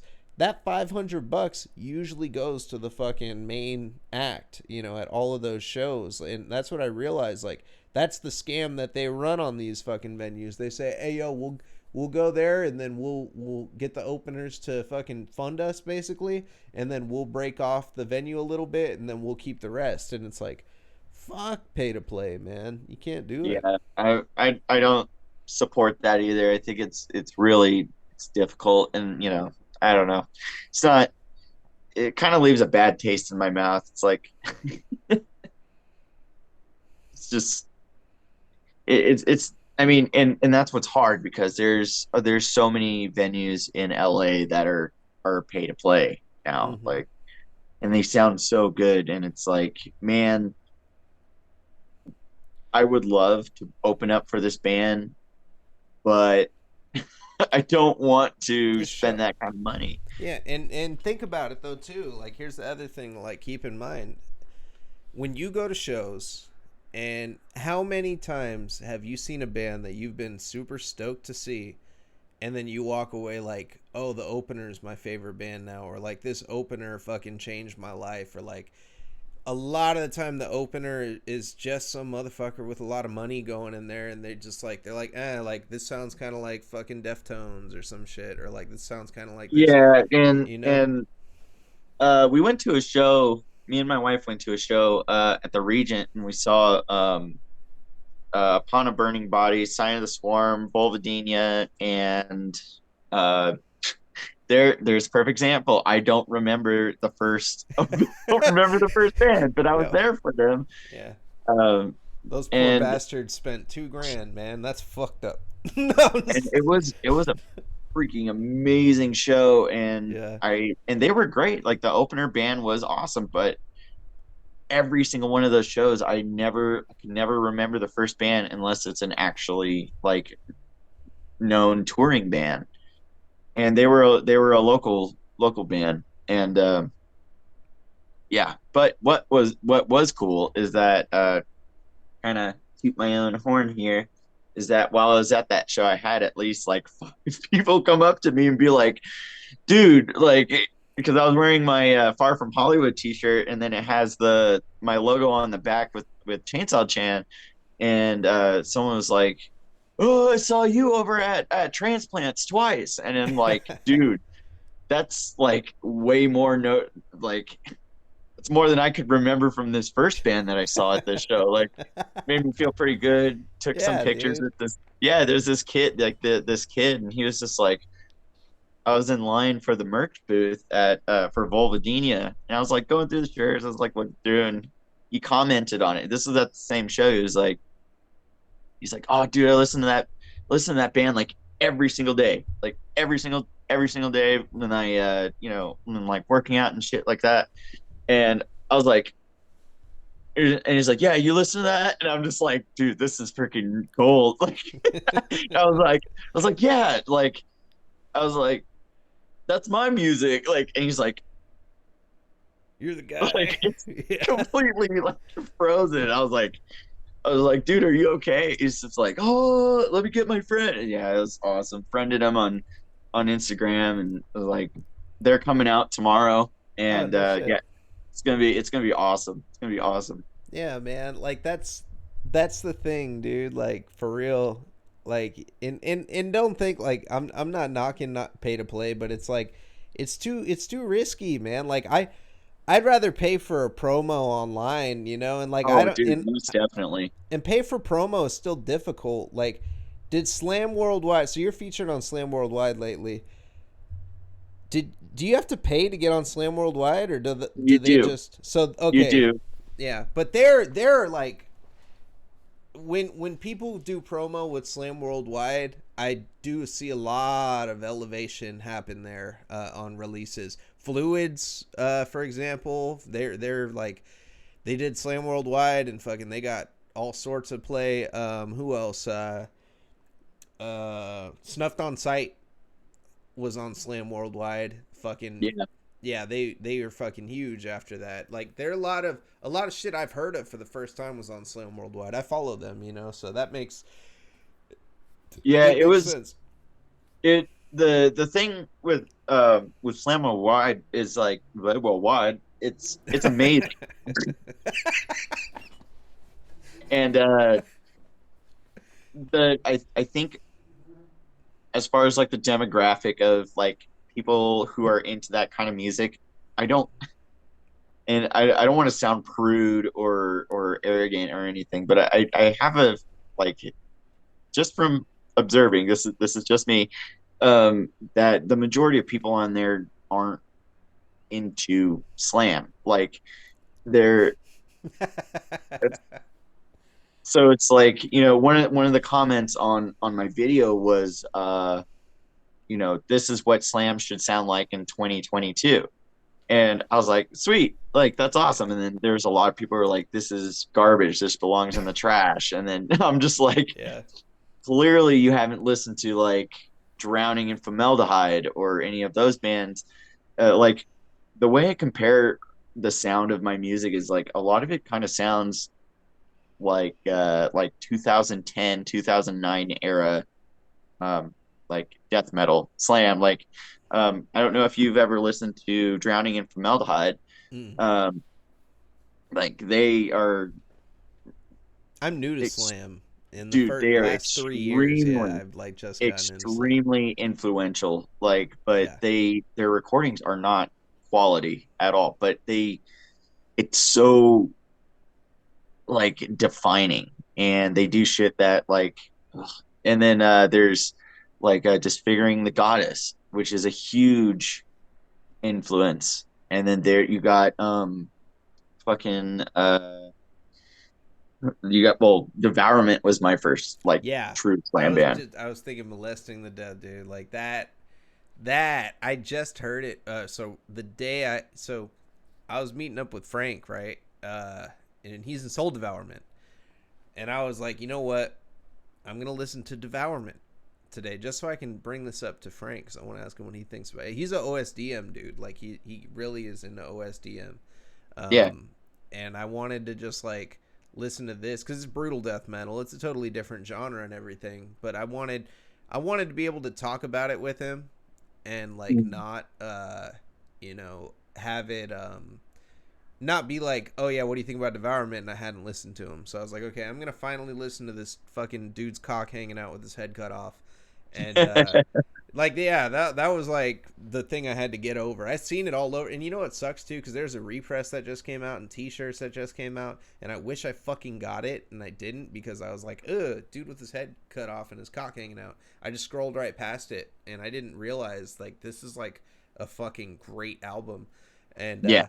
I listened to it and it was so sonically pleasing, bro. Like for a rough recording, like from that '90s era, it was like you could tell it was right when they just started figuring out mixing with Yeah. that kind of shit, and it's just so groovy, and it's just like you could fall asleep to that fucking album. It's It's so like yeah, and that those bands, and the quality, there's the quality of their music. There's a reason it, you're right that they are they're still learning, and they're still trying to figure out, these bands that are so mainstream now, and everybody's like, this is slam, and all these gatekeepers and all this.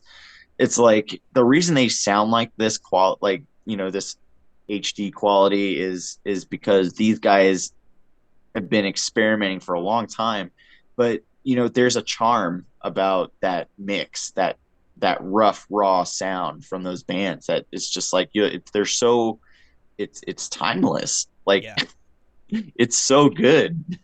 That's the thing. Like I've heard Trevor Sternad say that about like death metal and shit, because he listened to all sorts of music, but he was like, you listen to like a really good death metal project or an extreme music project, and it's timeless. It's not this pop shit that comes out, you play it, you play it a million times, and then it gets old, and you're like, I don't even want to hear this. I don't want it stuck in my head, and then you put it away for maybe 20 more years until it's a fucking 2000s hit or 2010s hit. Like Yeah. 50 Cent in the Club, disposable media. Future, Mask Off, that's disposable media to me. Like I get that shit. That's why I thought Slipknot's concept when they first came out is that they're all disposable, and their music is disposable. That's a funny thing about Slipknot. It is disposable because they're like that blend of I everything. saw you holding that in, like you were Yeah, like, they are disposable. Fucking, and Fucking god damn it. Their new album just came out, and their guitarist, I can't even think of the dude's name right now, but not Mick Thompson, the other one. He just said today that he wasn't happy with how their album came out. I'm like, bro, that is not how you promote your album. Like, I don't give a fuck if I feel like I just took a shit on a track. I'm not gonna tell anybody that. Like, that's, Yeah, bro, it's like, what better the not to fuck? say anything. Yeah, like, what the fuck? And then he went and said Rage Against the Machine. And here's the funny thing, I thought Rage Against the Machine was about being against the government, and now they're saying that people should get vaccinated like the government says. He was like, they're not raging against the machine. And I'm just like, oh yeah, you're a fucking idiot. Like, you don't get it, you don't get it. But but anyways, yeah, just shit is disposable. And a lot of extreme metal projects are not, like, they just can't, like, None So Vile, bro. I say this album every other show. Last week I said it like 4 times. I didn't ask Uncle Ken what he thought of it, because he kind of made like a face when I said it every time. So I wonder if he didn't like it. I should have asked him that. I love that album, dude. That album is fucking crazy. I was so obsessed with that album. Here's how obsessed I was. The first time I heard it, I was just staring at the artwork on YouTube and just listening to it over and over again. I went to sleep, bro, and was dreaming of. I thought that was Jesus on the cover for some reason. It's not even Jesus. It's John the Baptist, and that's Elizabeth Bathory with his head on the platter. And I went to sleep, and I'm like dreaming like Jesus is talking to me, and the music was playing, and I'm just like, what the fuck? And I woke up like, what the fuck just was I dreaming about? Like, that shit like, when I get really obsessed with some shit, I'll dream about it, you know. It's I don't. actually Corpse Grinder choking you out. Yeah, dude, like, what the fuck, man? Yeah, Perverse Suffering is my favorite track off that album. The entire groove on it, everything about it is just like, that one stuck with me for forever. Oh no, not Vile. None So Vile. None So Vile. Yeah, Fucking Vile's my Cryptopsy. None So Vile. Yeah, I have that shirt. Yeah. No, yeah, no. Vile is a fucking killer album too, though. You know, it's funny. People always think I'm talking about Vile too when I talk about that. I love the artwork from Vile. That's like my favorite fucking. That's my favorite fucking Cannibal Corpse artwork, I think. Yeah. That new one that just came out there, the alternate on it, was Mm-hmm. up there until I had my kid, and then I'm like, yeah, that's kind of fucked up right now. I gotta wait You're like like, 10 nah, I'm years good. before I look at that again. Yeah, it was fucked up. You seen it, right? The new Oh alternate. yeah, my brother walks in, like he lives in Utah now, but he just has no fucks given, and he just walks in with that, and it's just like, and the look on my kids are like, what's that? Like, Oh no, he wore that. Come on, man. See, that's the thing. I think about that when I buy shirts sometimes, and I'm like, you know, I can't do it. And then I bought that Seep that just came out on Night Shift merch, and it kind of looks like the artwork from Vile. It's for Morbidly Obese, and has the dude's like guts like spilling out, you know, like his stomach ripped open and shit. And like my yeah, wife was like, "You're really wearing this to the fucking fair?" And I'm like, I'm kind of desensitized to it. I feel like I'm conditioned to just think this shit is cool and like not even be concerned. yeah, I like wearing my super gory shirts, like even to like Walmart, because Yeah. like everybody just kind of goes like that. I'm Yeah, just they're like, like, man, this guy's a like, fucking crazy killer motherfucker. That's what they're thinking. Fucking, I was talking to Kareem about it, and I was like, dude, if I'm wearing a shirt with tits on it and like a cock on it or something, I'm like, is it like indecent exposure? And he's like, are you taking your cock out? And I'm like, no. He's like, it isn't, dude. It's fucking freedom of speech. It's artwork. I was like, yeah, yeah, I like that. He said that there is like a place across the street from him that like prints way crazier shit than Night Shift has too. And he's like, they're doing like artistic shit over there, and it's like way crazier than our shit. So yeah. I think the only place that would honestly like have you switch out your shirt would probably be Disneyland, because they'll do that. yeah. Well, fuck, I wouldn't want to piss anybody off spending that much to get in the motherfucker too. Yeah, Yeah, man. Like I don't know. I probably wouldn't wear that kind of shit to church. Maybe I would. I don't know. It depends. It depends what church I'm going to. And then like I don't know. I like wearing my shit. It's funny. Like I'm not phased by shit anymore. I got the body box artwork up here for microwaved weed, and it's like a bunch of people with their heads exploded. And it's funny because my little nephew came up in here one time in my office, and he was just like looking around. He's like, fuck is like what is wrong with this guy, like this is normal to him? And I'm like, yeah, I don't really think too much of it. But Uncle Ken told me last week it was funny because I think about like my kids seeing the shit too. I'm like, what are they gonna think, right, as they get older? Yeah. And Uncle Ken was like, oh yeah, man, he told me a really funny story. He said that his kid came home with like one of his friends in elementary school, and they're both going down into the playroom, which is like past the death metal room, right? So they're going down the stairs, and his friend freezes on the steps because he sees all Ken's flags and like his death metal vinyls and shit, and he was just like, and then his friend was like, no, no, don't worry, it's just death metal, it's not It's scary, just death nothing's metal. gonna happen, it's just death metal. And I'm like, dude, that's totally gonna be my kid, bro. Like one day, no, dude, it's just death metal. Yeah, exactly. Right? I got like the death leprosy dude fucking like up here, and like I got him on a candle too. Like I just love that shit. I got like Scream Bloody Gore on my door. I really like death. I like Black Dahlia Murder. I got a lot of their shit up Oh on my yeah, rest in walls. peace, Trevor. Ah, Trevor forever, dude. So bummed about that shit. Fucking love that dude with all my heart, man. That guy Yeah. was the dude, man. I fuck. I saw that. I saw Dahlia at least four times, 4 or 5 times, and then that, yeah, it killed me. It was awful. Who was the first lineup that you saw them with? Who was the Uh, guitarist? I forget his name. It was the original one from Nocturnal. No way, dude. You saw them all the way back then?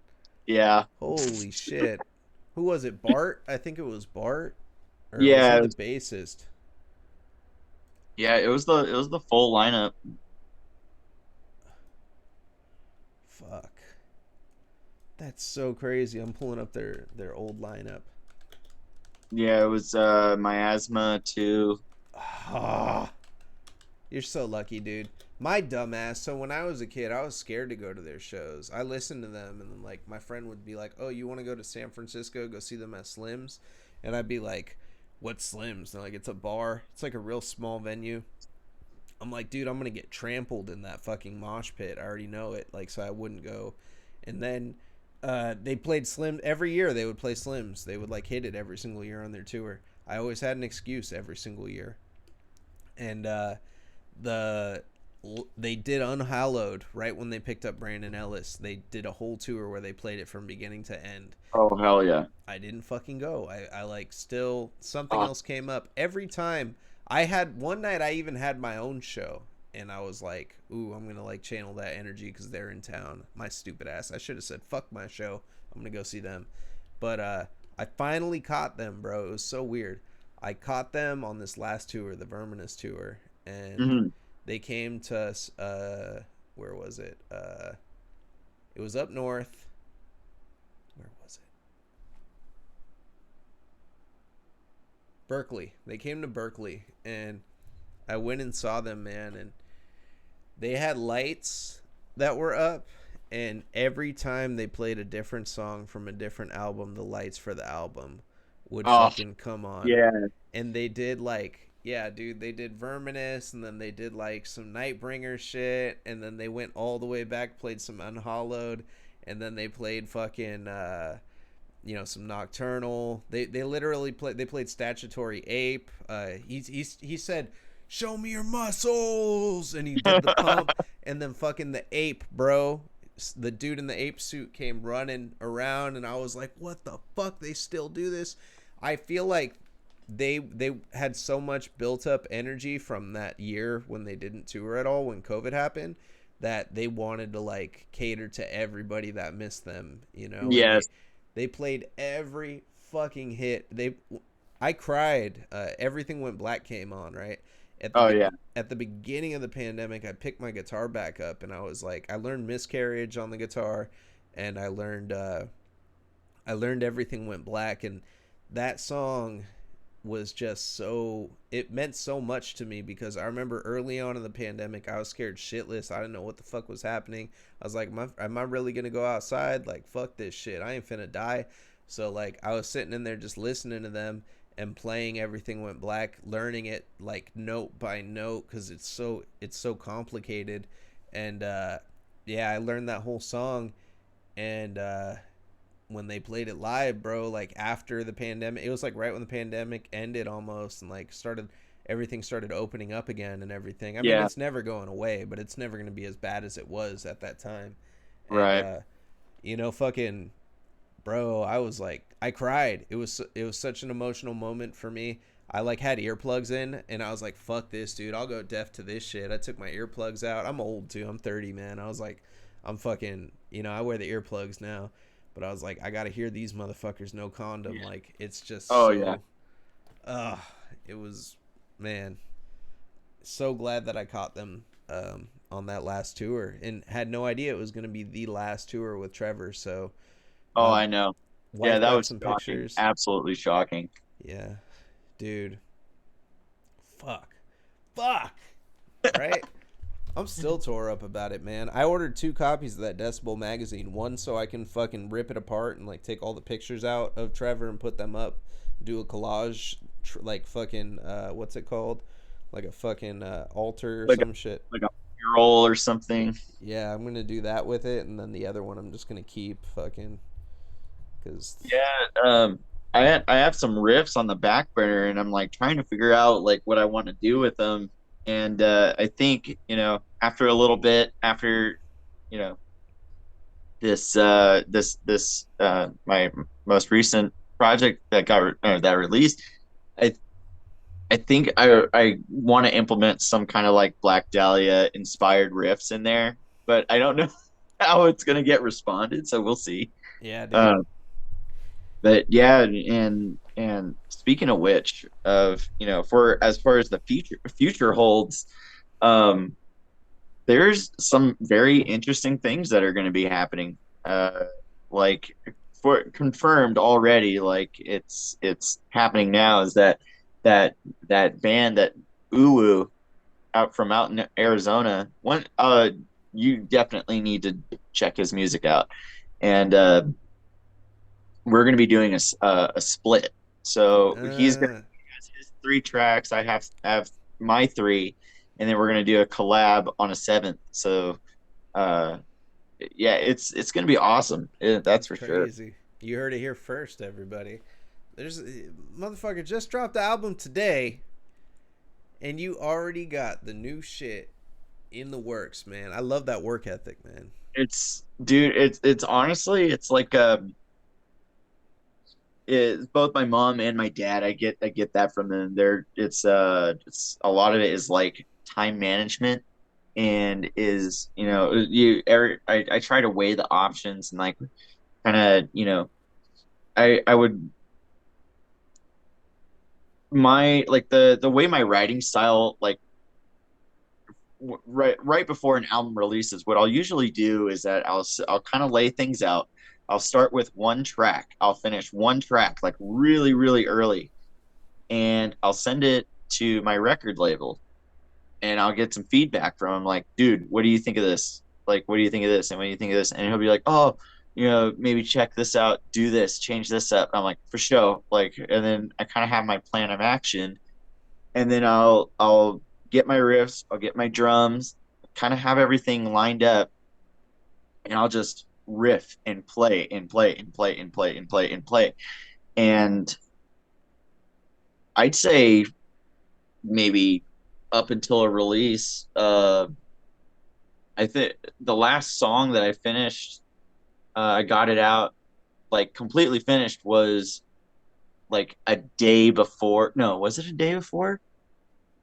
No, shit. I think it might have been like a week before the release, but usually I have everything lined up until just about the last minute, Yeah. and then I just record.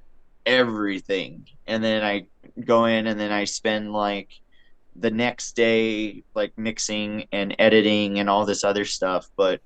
Um, but what I'll do, like especially for a riff or a track or something like that, um, partially on the streams, like majority of the time, like I'd say 99% of the time when I'm doing a stream and I'm just like jamming, it's me figuring out what I'm gonna lay down on the track. So Yeah. it's all prototyping, but it's all stuff that's gonna happen. And it's like, okay, I'll throw in 10 minutes here, but I'll really push that 10 minutes of playing, or I'll do an hour here and then an hour here, and then by the end, it all comes together, as Kronk says. Yeah, dude, that's for real fucking the way to do it, man. Just fucking, you throw your ideas out there. I seen, you know who else I see kind of work like that is Slasher Dave. You ever seen him? Yeah, I have. Yeah, I fucking love that guy from Acid Witch. He does a lot of live streams where he's just fucking around. He does beat production and shit too. He sells beats to people, so he'll be like, "Oh yeah, here's some new shit that I'm making," and he has his own synth stuff that he releases solo. Like Hell I yeah. love that Halloween shit that he puts out. I jam his music during Halloween time, like when I'm cruising around and shit. Can't Yeah. wait to see what comes out this year. I know there's a new Acid Witch album that's coming out. He teased it with me when I talked to him months ago, and it's that time. I think they just announced a single, and then usually after the single comes the album. Oh, So sweet. yeah, super stoked about that. Like, how do you feel about like the community and the people that hop up in your comments and shit like while you're doing that kind of shit? Do you feel like it influences like the Oh, most direction you're definitely. going? Yeah. Absolutely. Like, I think there's a lot of bands out there who and I don't know if you ever run into them too, like on Instagram, like they'll be like, and I don't know if it's just them, like, or their promoter that sets up like an Instagram, and there's like two posts, and it's Yeah. like logo and like Them something else. motherfuckers, they delete their shit too. I hate that shit. Yeah, and there's like no real connection to like your fans or anything like that. So I really like being able to communicate with the people that are watching and like You, and I know a it's good. band. You mean like Blood Incantation? Hey, you know what? I'm gonna say it right now. I'm gonna say it right now on this episode in the middle of this. How far are we in? We're like 2 hours in. I'm gonna say this right fucking now for anybody that's listening. Fuck Blood Incantation, dude. They're not the market leader, man. Motherfucking yeah, fuck Blood Incantation. I will never have Blood Incantation on my show. Watch me have Blood Incantation on my show now. They're gonna be like, "What?" Yeah. I'm gonna get a message. I just want to see if anyone even fucking watches this far. Like, like fucking, you know what I mean? Like, is someone's gonna catch that? Someone for sure is gonna catch that. I see my average watch minutes. Like motherfuckers watch like every second of this shit, and I'm like, dude. Like sometimes I just want to like pull my shit out in the middle of the fucking video. You know what I mean? When I'm like this far in, Just it's make like, it yo, subliminal. yeah, right. Like I was the last week. Me and Uncle Ken, we were like 3 hours in. And we started talking about Chicago Bears for a good like 15 minutes. Like, oh yeah, they're doing good this season. Like, like what the Just like, fuck is the death metal podcast? by the way, fuck this person. It's like, Yeah. By the way, fuck Blood Incantation. Fuck them motherfuckers. They try too hard. They try hard. When a band tries harder than Suffocation, there's something wrong. But that's fucked up. That's shots at Suffocation too at the same time. But yeah, back on topic. So you're saying, yeah. So like, especially the drive to keep writing music is I'd say is more than 110% of the people who listen to my music, and it's cool to have that. I mean, I feel so lucky to have that connection with an audience. Like I try to be as, like I'm just like you, like just a normal guy, like and it's neat, and they're very honest about critique, and what they want, what they like hearing or what they don't like hearing, or and they know that too, like, so not only they're enjoying what they're listening to, I'm also learning, I'm getting information from them to make better music, so they're so that's why they're so important. And I think it that kind of community, because like when people join like streams or even like go to the shows, it's both, a lot of the anime and community, or just like pop culture in general. And a lot of people who just don't listen to death metal will show up and be like, hey, like this sparked my interest. And they might have been like at the tip of the iceberg, like on that. They're like, I don't know about this music, but then maybe they have something to relate it to. Like they have an interest that's now relatable. And then they're like, hey, wait a second, I like this. And it's like, hey, check this out, check this out, check this out. It's a amazing thing. Yeah, I've been trying to get my wife into it, because she's all about the anime, but she's not too heavy on like brutal death. But Yeah. like, yeah, I'm like, look, like these shirts are dope, right? Like you would wear these shirts, and she's like, yeah, I would, I'd love those. So like, I'm about to surprise her on Christmas with like a bunch of your shirts, some Gore Pot, some Yeah. Ida Train Warship. Like, I'm about to get a bunch of badass like shirts. And then who's that other band? Within Destruction, I think they're called. Within destruction. Yeah. Yeah, their artwork too. They got like a Bunny Bulma with a katana, like, and they got some really good. I haven't even listened to them, to be honest. They're the one band I haven't listened to. Are they grind too? Are they that kind of music? They're a totally They're different like kind of genre, huh? deathcore. Deathcore. Oh, I'm not a very big deathcore man. I'll tell you, I'm not a uh, big fan of the deathcore. yeah. See, this sparks a topic. I think it was on Rising Merch. They actually called me out on, but I kind of I kind of gaslighted, I guess. But I was like, yeah, I bet none of these bands even know any of these animes. And I was Oh, like, and I got, but it was in a uh, way that I was there was like bands you would never even think that would be interested in doing any of anything anime related.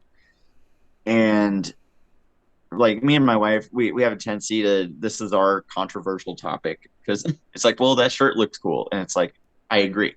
But as a musician, like, and someone who enjoys watching anime, it's like, it's hard for me,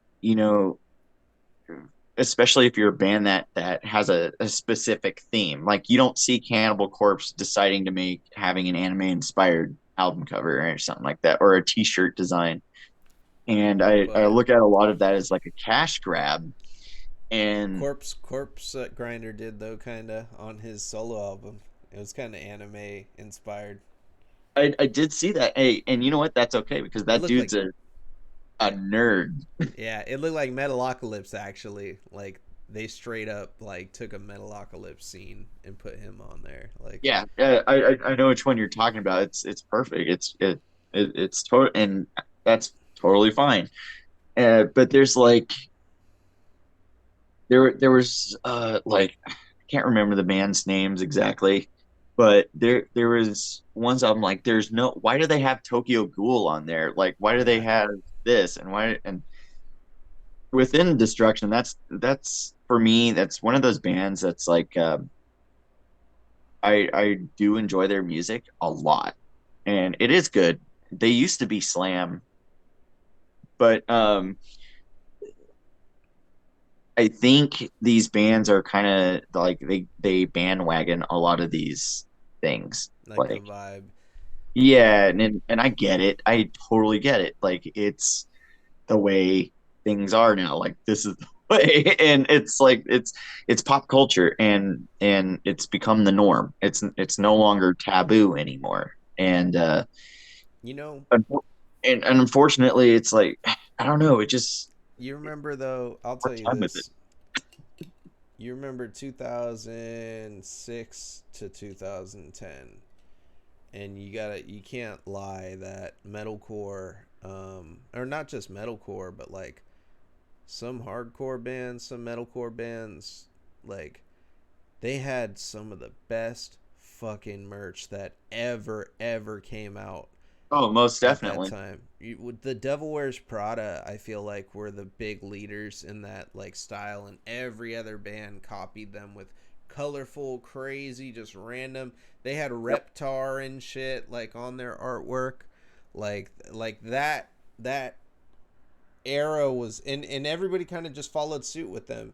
And then what's funny is because like a lot of these bands just kind of they sold out, and sold out in a bad way. I'll tell you this because like I'm contradicting what I said earlier, but it'll make sense in a second. Okay. They sound like WWE entrance music now. The music that the Devil Wears Prada makes. They make fucking like Five Finger Death Punch type music, like butt rock metal. And it's a band that you would never expect to have done that shit from being like a almost hardcore borderline metalcore band. And Yeah.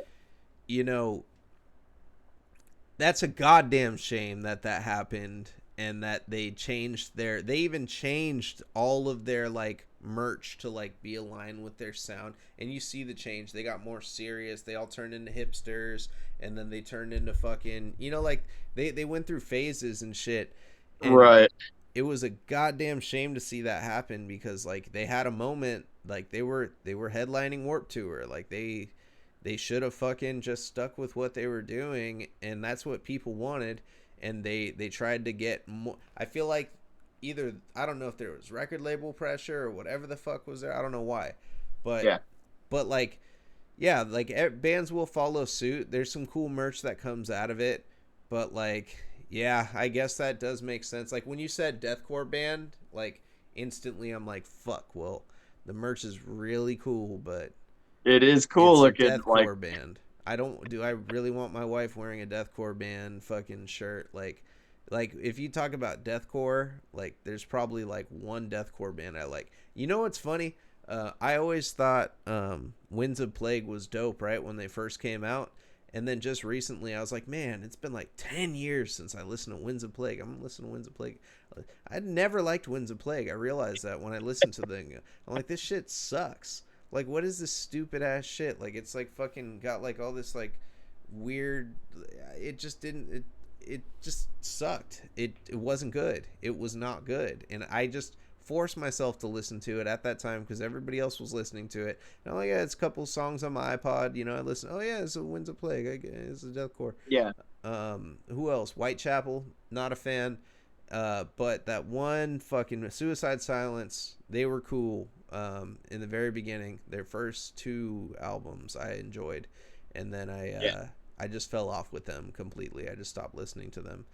Um, but yeah, I loved that metalcore shit. I was heavy into that metalcore shit when it came out, and I loved it. Hmm. I Hmm. had fucking I used to straighten my hair, bro. I'd go. You know what it reminded me of, and I wanted to ask Uncle Ken this, my dumbass. It reminded me of like 80s like heavy metal, like having a second like mainstream almost like comeback. Like the scene kids looked a lot like what the motherfuckers were doing in the 80s, man. Yeah. Like it's almost like the new generation of that kind of shit, you know. And then like the real death metal scene, that was like a lot grimier. Like I remember motherfuckers like I didn't want to associate with them, you know. And they'd look at me like I was a hardcore kid, and I'm not even a hardcore kid though. It's funny though, but it's Yeah. funny because that's what they thought. They were Exactly. like, "Oh, this is a hardcore kid." I'm like, "Nah, man. I don't like talking about like ripping open testicles and fucking like that kind of shit. I like going to hear about like problems in life, Like I don't know what they sang about, to be honest. I don't even know what any of those songs were about. Any of that metalcore shit. I think it was some of it was vaguely Christian. Like what the fuck were they even talking about? Like you give me some Cannibal Corpse, I know what they're talking about. I know Yeah, what I'll read the lyrics. Fucked with a knife. You can't really like brutally honest. yeah, you fucked with a knife. There's this one song by Black Dahlia, "Raped in Hatred by Vines of Thorn." Like what the fuck, Trevor? The motherfucker was off the hook, bro. It was off the hook with his songs. I thought it was so funny, but yeah, that's what was going on in the metal scene, and over here it was like vaguely Christian, a lot of straightened hair, and a lot of hot chicks, and that was really what gravitated me towards that side. I'm like, I don't want to be in this side, like I wasn't into the black metal, the pentagrams, the chicks with like the pentagram fucking necklaces and like the goth makeup and shit. I was like, y'all can have that over here. I got like the scene shit, and Yeah, that was the group that I was associated with. Like we were pretty dirty. We all came to school with our like our favorite band shirt, but we all wore the same like camouflage cargo pants that we bought at Walmart. It's like, uh, but it was cool. Like people didn't fuck with us. Like I think probably because we smelled bad, but I mean, I I I had this guitarist one time that came in. This is why I never listened to Cannibal Corpse until like the last like 5 years. There's this guitarist that fucking came in to play one. No, he was a vocalist. He came to try out for us or whatever, and I was like, "Hey man, what's going on?" He had a Cannibal Corpse shirt on. Uh, he had what was it? Not the bleeding. I'm an idiot for not being able to think of this. Third album. Um, the Wretched Spawn, is it Wretched Spawn? no, the one with the dude eating the dead guy eating the dead pussy. Oh, Um, it's like yeah, their most iconic album. I don't know why I can't think of it. It's not the yeah, bleeding. It's not butchered at birth. It's fucking uh I can't remember it off the top of my head. All right. the elders are like they're sitting back. They're Oh gonna be watching. There's gonna be like yo shame. yeah no, I'm gonna get in trouble for this one. Tomb of the Mutilated. There you go. Wow, I don't know why I couldn't think of that. It's all right. I could literally name every other Cannibal Corpse album like off the top. Other than that, like I could just go like, dude, Red Before Black. I don't know why I can never remember that one. I always go Red with the Knife or Red and Black or some shit. Like I can remember all that shit, but I can't remember. I couldn't remember Tomb Mutilated. But yeah, no, this dude had Tomb Mutilated shirt, and I was like, so I was like, cool, man. Yeah, I was like, you got lyrics or whatever? Because we haven't written any lyrics for this jam. He's like, I got some lyrics I can fit on any song. And I was like, oh, cool, man. What's the shit about? And he goes, it's a song about killing fucking little emo bitch kids and ripping their fucking heads off. And I was like, fuck this guy. You're not in the fucking band. Like, like you the fuck is wrong with You you? can leave. Yeah, he was like looking at me all angry when he said that. I'm like, why do you come here to fucking try out then, motherfucker? Like, Why are you standing so close to me? yeah, It's like the fuck? Like ripping my head off. He's like, that's what I think about all day. I'm like, you're just fucking edge lord. Like, go fucking oh, edge yourself. I was upset, man. And then I was like, I'm not listening to Cannibal Corpse for years. And then it's funny because somebody else told me they had an experience with the dude. I forgot who it was, but it was I think it was Mike, and he worked with a guy that worked with he worked with a guy that wore a Deicide shirt or some shit, and he was like, yeah, I didn't listen to them for fucking years because this guy was just like Deicide. Might have been a different band. I can't remember. yeah. Oh no. Anyways, I just go off. I ramble. I'm like an old fucking man. Um, but yeah, like that's the thing, man. Like, I feel bad, like not getting into the shit that I got into sooner. But then I'm happy that I did take time to get into it because now I get to experience it all for the first time. I love it Yeah, when. it's Mm, it's for people that are like really cautious about getting into like death metal or anything like that extreme, it's extreme for a reason. And yeah, it's like nobody's gonna be like really baby step you. Like no one's gonna hold your hand. Like it's either you have to kind of explore it yourself and you got to figure it out. I think that's what makes the community so tight, because that's how everybody's discovered it. Like you just doesn't matter how bad or how good it is. It's like you found that extreme music on your own, and you're just like, or someone who is close to you is just like, hey, check this shit out real quick, and they just lay it on you like Yep. no, like what, like, and then you're just like, damn, this is good, like. What was your first album that you fucking heard? Like when you were like when you took that plunge, and who showed it uh to you? Eaten back to life. Really? that That's was like that was my first album that I was like, this is fucking nuts, like I've never heard anything this extreme before. yeah. I think I was like 10. Oh shit, too. That's a young age to hear that shit at, man. Yeah, my my dad, he was like, it was funny because we went to a record shop and he was like picking out Eagles, and then there was a Eaten Back to Life album, and it showed like the zombie that was like ripping his guts out, Yeah. and it caught my attention like almost immediately, and I was just like, I kept going back and looking at it, kept going back and looking at it. And my dad, he's pretty hardcore religious man, but uh, but and then my mom was like very open and everything. So there's kind of a conflict. So I was like, I don't know. It was like, but I had money to get it, and my dad was like, well, he's like looking at it, he's like, ugh, well, okay. And then yeah, my brother, yeah, he got a similar album. I think he ended up getting Dark Funeral, but oh shit. That's crazy too. yeah, and we were both like, huh. yeah, what is this? And then we played it, and I was just like, Was it on record or CD? it was CD. Oh, okay. Oh shit. It was like when I put it in, I was like, Hey, should I I be didn't know how listening to to this? process it. Like, Yeah, it was too much. but I always have it. I still have it. Oh, that's fucking killer, man. Yeah, that's a classic album, and that's a crazy way to be exposed. Yeah, that's funny. Like I heard, like so Uncle Ken. I didn't even let him tell his story because I already knew it, but my audience didn't get to catch it. Have you heard Uncle Ken's story about his first record he ever bought? No.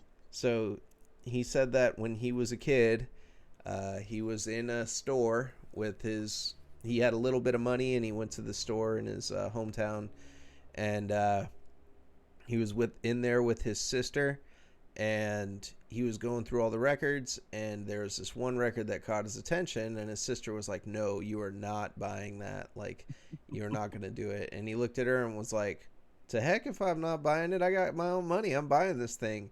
And he bought this record and took it home, and his family every Friday they were, or no, I don't remember if it was every Friday, but it was one day a week. They would all sit down, and they had the record player, like the family record player, and they would all take turns spinning one side of a record. Everyone got to spin one side of a record, and this night Ken pulled out his record and put it on, and it was Venom's "Welcome to Hell."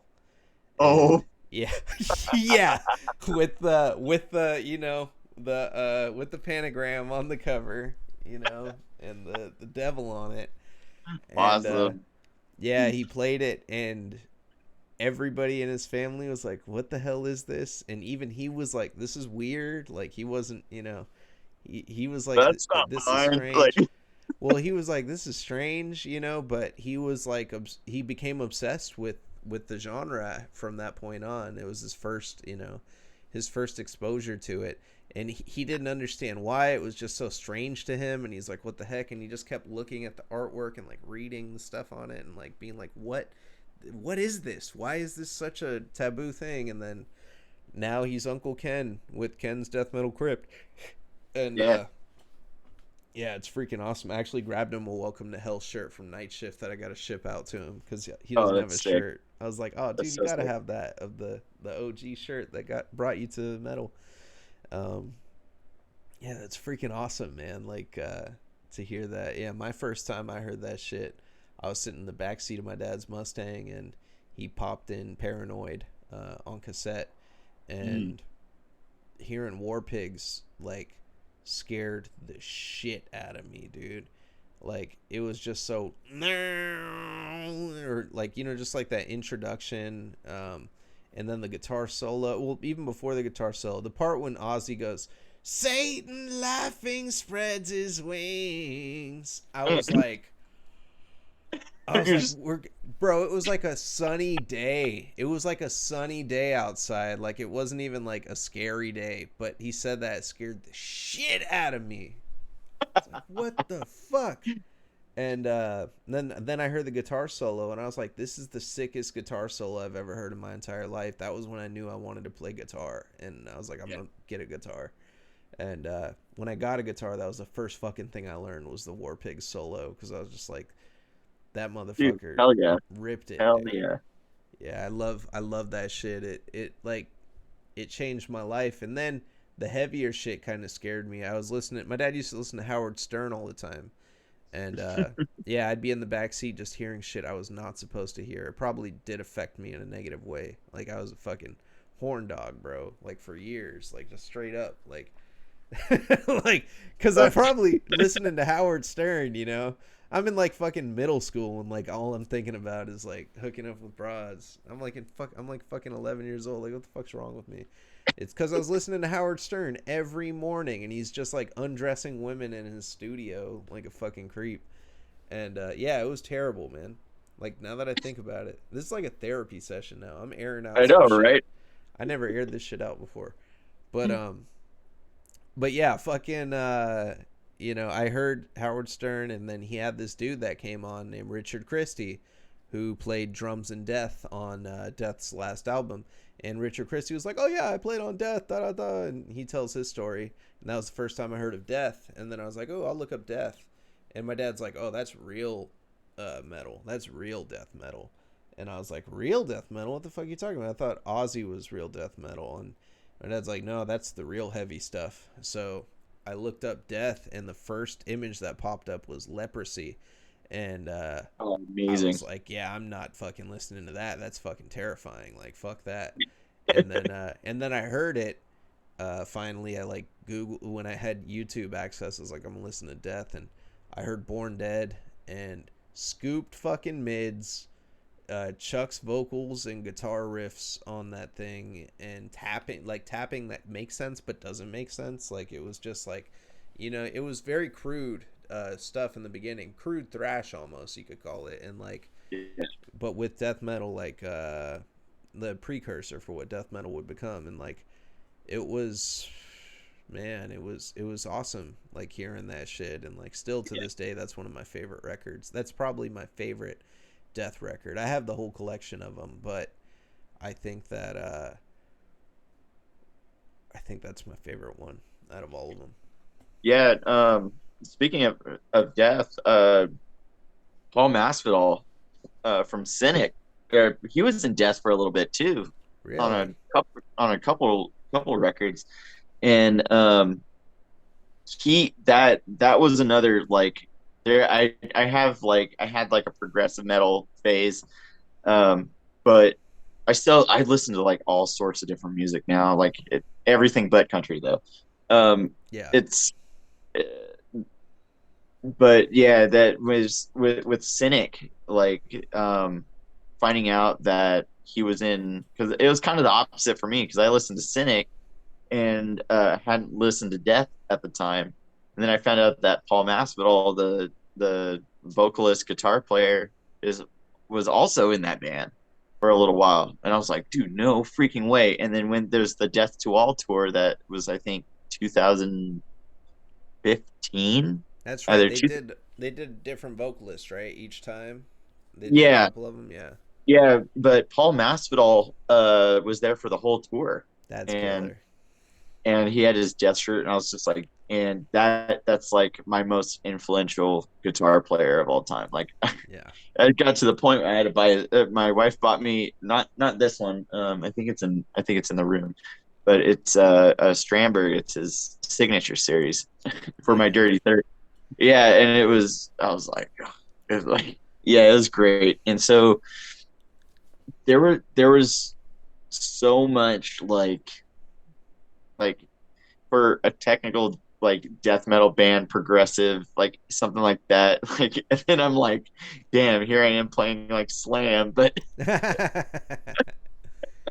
That's I funny. enjoy doing it though. Like that's this thing. It's like the punk rock of death. Yeah. Yeah, no, I know. Slam's awesome. Slam's hard to make though. It's really fucking hard to make. Like that's the thing. The riffs, yeah, they're probably easy to make, but to make it sonically pleasing and the mixing that goes into it and like the bass and everything, I haven't cracked it, man. I haven't fucking cracked it. I don't know what these motherfuckers are doing. If it is easy, send me those motherfucking preset the mixer presets, because what the fuck? My shit, my bass sounds like ass. People call me no bass. They like make fun of my mixes. I don't even throw bass in my shit anymore. I just fucking have a drum track, a pre-recorded drum track, and fucking just some guitar, and then I just scream my fucking head off, and I throw reverb on everything to make it sound real, like you're Yeah, there. That's all I do. that's okay. Um, like my a lot of like my drums and like mixing right now, and it's kind of a bad habit on my end, but is the again what's it called? Compress, like my shit's very compressed. It sounds good, man.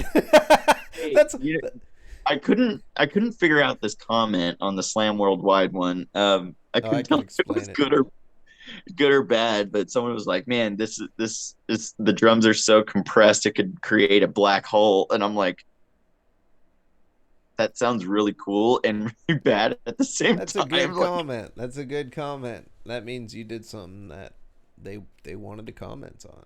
That's, you yeah, know, I've yeah, and I think honestly, like the my music this last album was definitely more slam for sure. But I think majority of it is I think is from what people have said is more categorized as like gore grind, which I'm totally fine with too. Like it's you know, it's kind of like gore grind, but I wouldn't say gore grind. I'd say it's still it teeters. You're on the line of it. Like when I listened to it earlier, it's still really in that brutal, like, you know, the only thing it's missing is like hardcore-ish vocals, and you could call it beatdown too, like on some parts. yeah, yeah, most definitely. I'm in like a different plane of existence, I guess. Yeah, dude. Whatever you're doing it right, man. Like, yeah, that I love your project, man. Keep that shit pumping. Don't lose any momentum. Like rock with what you got. It's funny how you said that about like forcing out releases, because Max was talking about that lately. He was saying that like he's like, with La Poma, I keep making releases every month. He's like, I need to slow down, and he said that he, like, right when he said that, he got reached out to by Fluids for that split, or Trocar for that split, and then they did the split, which is fucking crazy, dude. It comes out on the 30th. Their artwork is nuts for it too, and Yeah. I know that he's taking his time now before dropping another full length, and we're gonna see some different like stuff coming out of that, like different influences. So because he's taken that time to step back, so you've done that with your new project, and you splits and all that stuff, like that's, I feel like that's the right move to make in between releases. You do Yeah, splits, couple it's nice songs. because yeah, because you can do You can throw out like some originals. You can throw out, I mean, all the ones I'm doing for this split with Uwu is going to be they're all original tracks for the split. Um, and I think it's a nice breather because you're still in that creativity mode, but you're also like very lax about it at the same time. Like you're not feeling too pressured. Um, for the most part, at least working with him is like so easy, and um, everybody that I've worked with is incredibly great. And Isn't it the uh, best feeling when you're working oh with someone that you think is like, you feel like they're on a higher level? Like, I feel like that's how everybody feels when they work with any other project. You're like, oh shit, I hope I don't let this person down, right? Like, you always think that. And isn't it the best feeling when you send something and you get like something positive back, like, oh dude, that's killer. I can't wait for this shit to come yeah, out. You're just like, it's good. it's It's more oh validating than hearing from the fans to me, or like from hearing in comments, like just the people I'm working with. Like, if this motherfucker's happy, I'm happy with it because I already know what they've done, and I yeah, like what they do. So, right? yeah. It's a it is a great feeling. The comments are great too. There's it's just I think there's no matter what you do, it doesn't matter how good of a band you are, it doesn't matter Oh if you yeah, spend millions of dollars on best production, there's always going to be someone to say something, yeah, and there's these keyboard warriors. So yeah. Even it's the within name of the game. destruction gets a negative comment here and there. Yeah, No, I'm just, yeah, I'm like, just talking shit. yeah. They get one every once in a while. Blood It's like Incantation gets me fucking chiming in, and they're fucking like, oh, to everybody else. And like, it's Blood Incantation. Well, I can go do on a guitar, you know. yeah.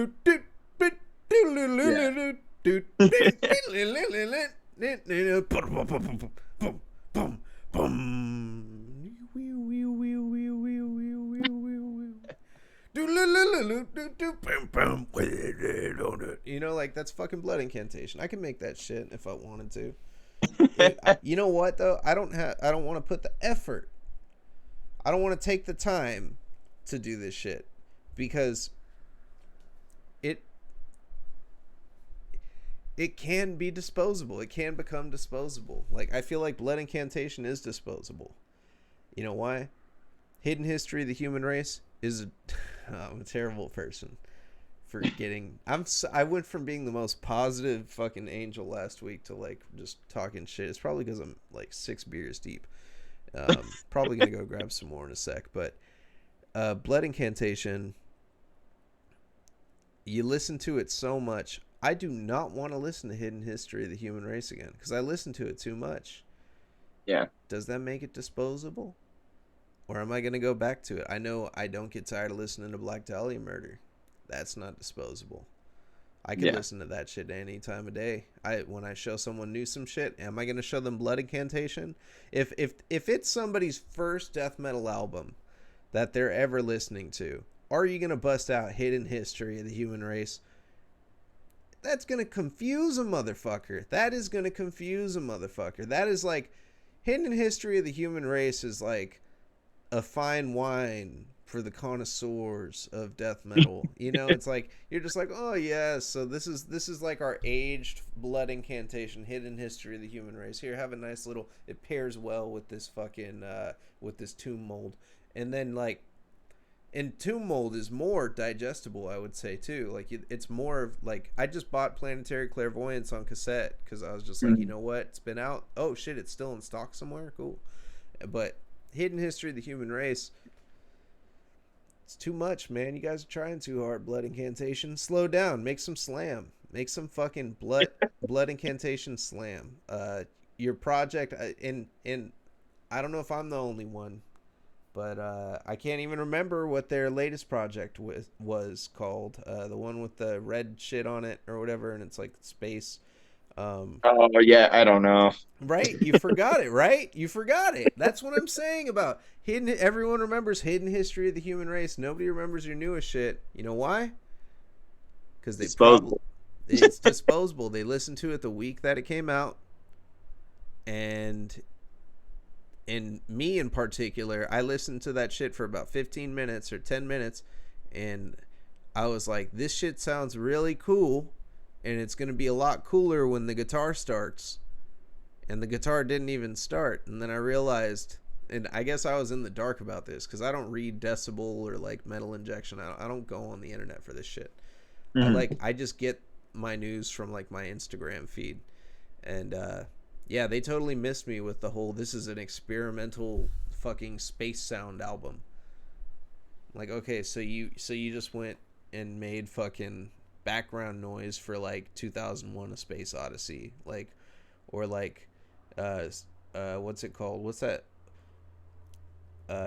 You just made like a DS9, like every time they cut to the outside of the fucking space station, like this is what Oh, plays. Like yeah. they really just made fucking like 30 minutes of that. And they put it, and these motherfuckers had the audacity to put it out on vinyl. Who the fuck is going to be like, oh, we're going to sit down and listen to this fucking space noise for 30 minutes? What the fuck? And people bought it. People bought it. Like, and some of my friends bought it. You know, my followers bought it. I'm going to ask them, when's the last time you busted that out? I guarantee they're all going to be like, oh, when I'm in a spacey mood. Okay, like, I get it. Okay, I get it. I have the Mortal Kombat soundtrack on record, right? I have Yeah. Mortal Kombat 1, 2, and 3 on record. Am I ever going to play it? Probably not. I just have it to have it because it's part Yeah. of my collection. I put it on as a joke here and there. That's what that album is. Blood Incantation. God, I'm getting mean with the hot takes this week. I'm like, I'm pent up, bro. I'm pent the fuck up. I haven't done a dirty death. Me and Dirt Riffs haven't been able to sit down and just talk shit on shit. And I've been too kind. Yeah. Yeah. Yeah, that's I had to fire back a little bit on there was this um reviewer recently, um and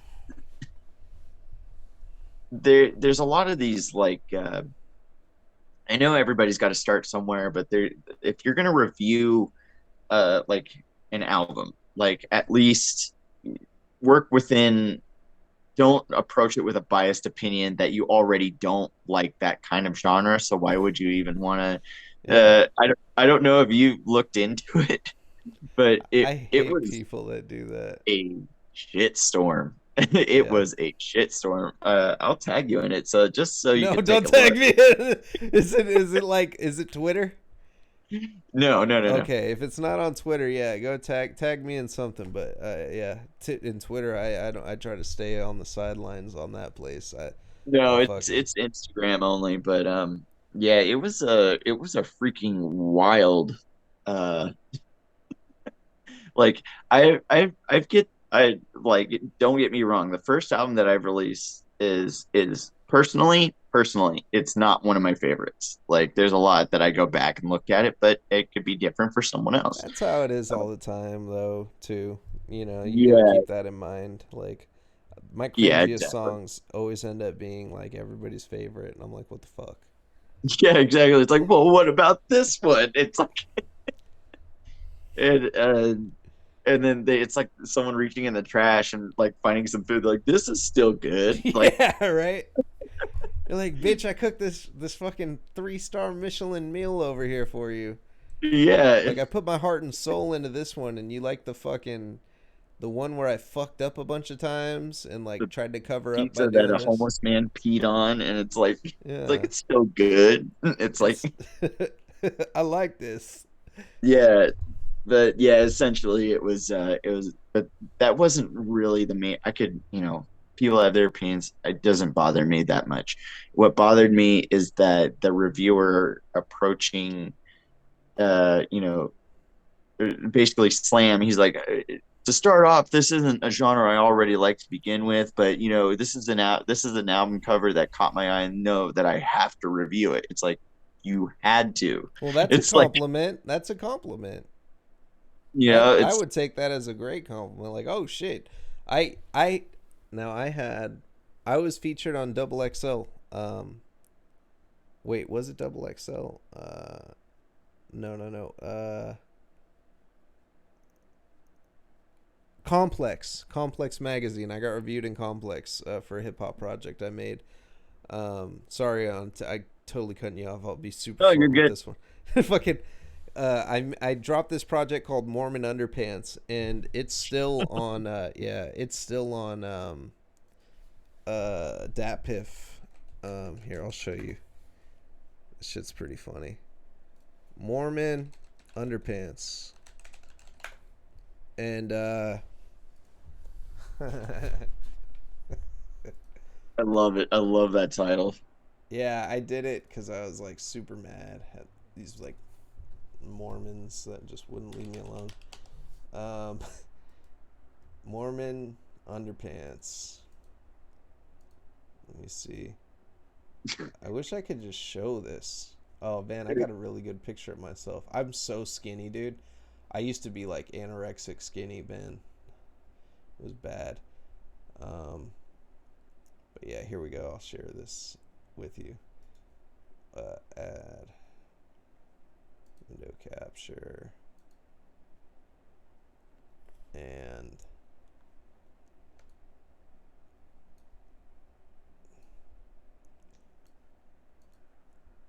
yeah, like this was it. This was the artwork.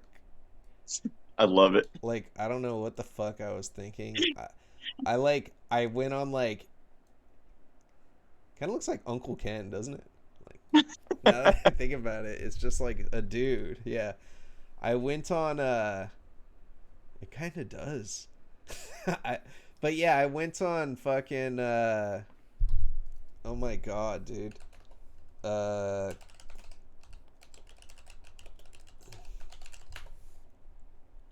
let me see.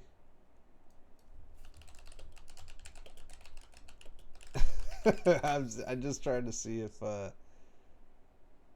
this shit is still on there. I seen it. It has to be. It's still on the internet. I found it. Yeah, yeah, it's right here, dude. So I'm pulling up the article. but but yeah, fucking Mormon Underpants. So anyways, this project oh, so yeah, I found the article too. Their hosting site is gone for this one. I ended up being number 6 on the worst mixtape covers of 2014, I think it was. Oh, Yeah, and they said, and this I was kind of happy. I was kind of happy about what they said.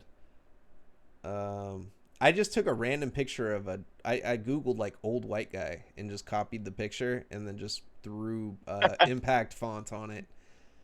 But they said, we're sure someone is going to argue in the comments that this is intentionally bad and shouldn't be on the list, but we don't care. Bad is bad, even if it's hilarious. Virtually no one has listened to this project on DatPiff, probably because of its cover, which is a shame because it's not terrible. It's not good, but it's also not Ice JJ Fish. So it's not good, but it's not bad, but it isn't great, but it's okay. it's But it's pretty not. good. It's like someone likes it.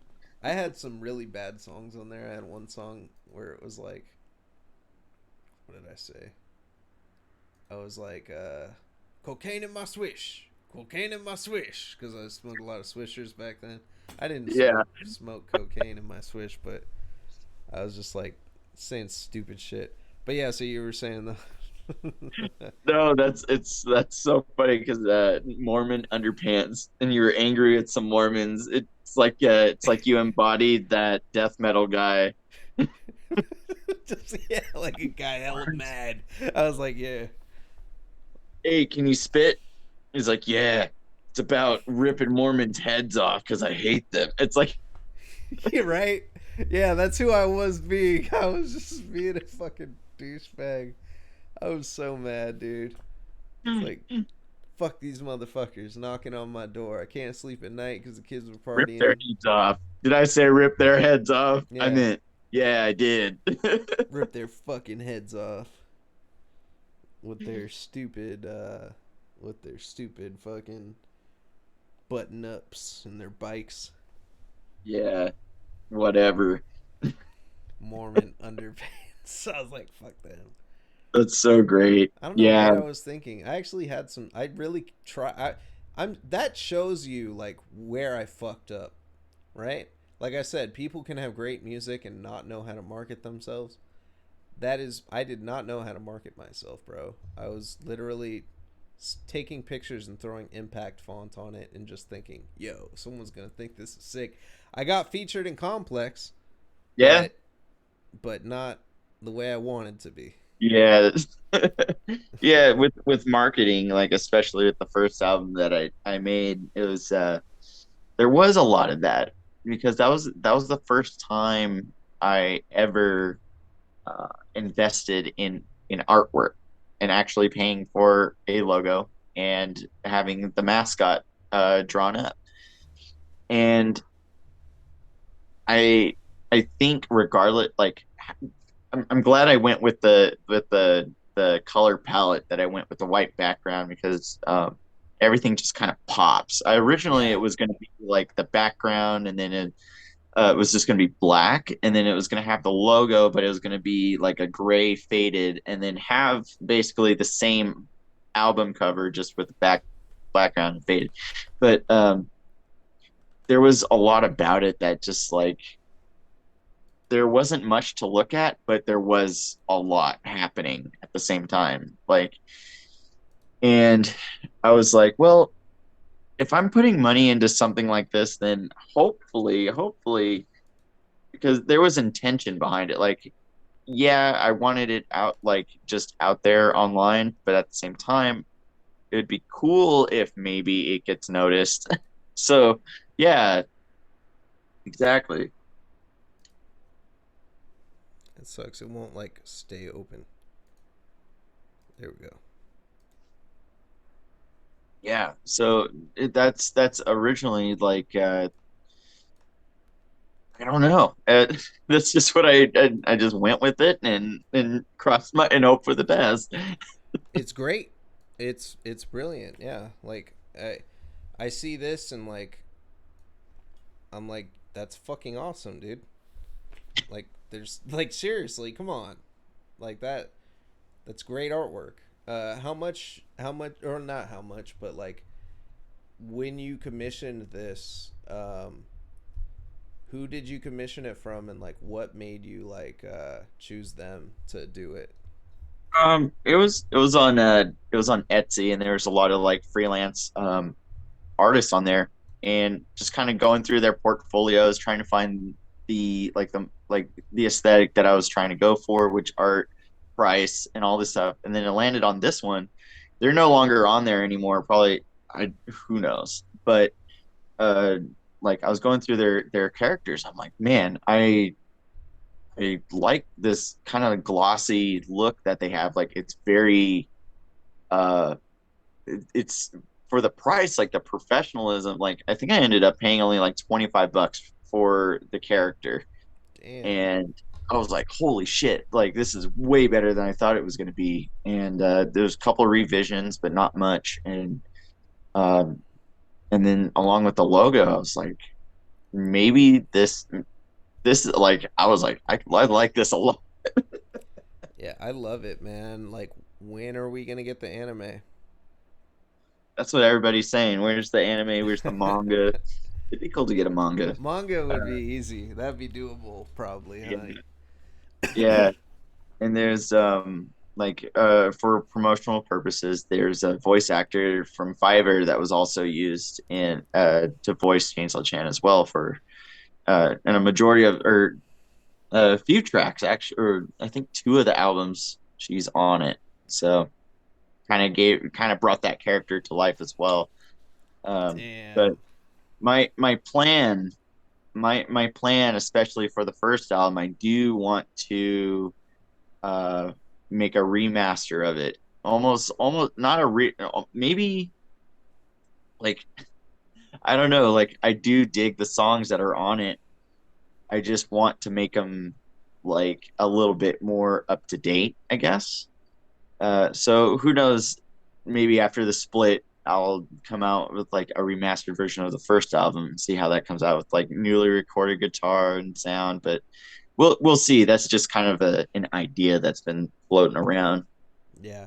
I mean, I wouldn't knock that idea, but man, you got momentum and your projects are legit, man. Like I wouldn't get personally I wouldn't get caught up on something that, like I would just keep pushing.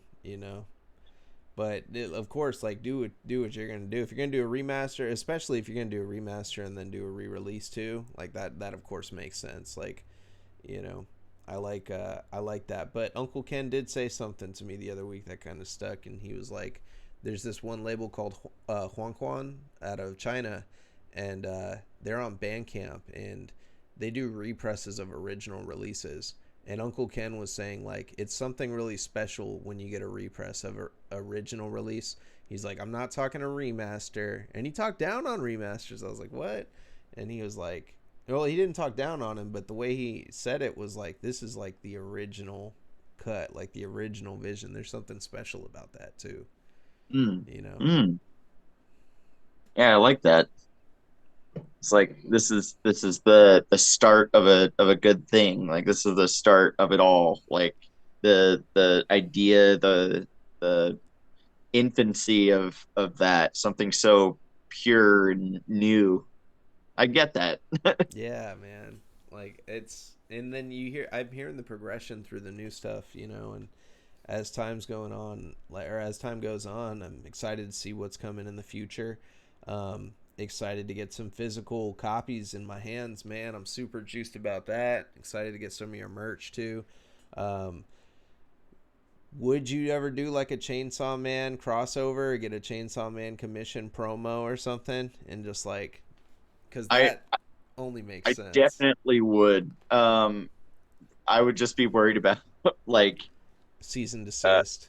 yeah, I would do a because I've been. bootleg run. You could do a bootleg run like Oh real yeah, that's quick, true. you That's know. true. It's I've been very, very, very, very careful with like everything as far as like being original and making sure everything falls in that line so that nothing like that ever ever gets close to that. There was one time though that I thought maybe on my end you heard of Hauntless Apparel, right? Uh-uh. Okay, they're like a big time anime inspired clothing line, but also inspired mainly by death metal. So it's Okay. basically death death metal inspired anime. I think I And one of actually the did see them. yeah, they've exploded. They're basically in like Spencer's, Hot Topics now. And one of their, it was like 3 months ago, uh, they came out with a like a limited run, and it was an anime girl, but had a chainsaw with the Mm. same colored apron and like butcher's apron, like slightly different colored hair. And I'm like, I commented, Yeah. and I was like, the only other time I gaslighted, and I was like, damn, this looks familiar. And they had already like followed me before and had made comments and stuff like that. And I'm just like, and they're like, oh no, this is an inspiration from blah, blah, blah, blah, blah, this character. I'm like, Nah, motherfucker, this is my shit. I know yeah, who that is. yeah, I haven't seen it since. So I think I don't They know if it's probably just, realized, oh shit. yeah, because I was like, please, like, I don't want to start this now. Like, Yeah. I'm not ready. You gotta just do it, man. Claim that motherfucker. Put it out there. Fucking put as much shit. You know what you need to make though? What would be hard as fuck too? Enamel pins, man. Yeah, that would Do, be great. do you know I about need the enamel to do this. pin anime scene? No. Bro, OC enamel pins are fucking the most like my wife was deep in the enamel pin collecting game before we had our kid. She had like boards, cork boards. She would make her own cork boards and just like Yeah. buy hella enamel pins. These things go for $15, $10, right? And then they resell for like 200. Fucking Holy shit. yeah, they'll go and like she had like a Gojo board and it was all Gojo, and just different, because people reach out, they get a really cool OC picture, and then they Yeah. go reach out to a manufacturer in China, and they'll do like 50 enamel pins for them, and then they come over here and then they get painted by the pin distributor, and then they fucking sell them. And they're like secret groups, Patreons you have to subscribe to get access to drops. uh, they got bot protection better than motherfucking Nike. It's crazy. The enamel, they got discords and shit, like where they just hunt down enamel pins, and like secret discords that you can get in to get super exclusive ones.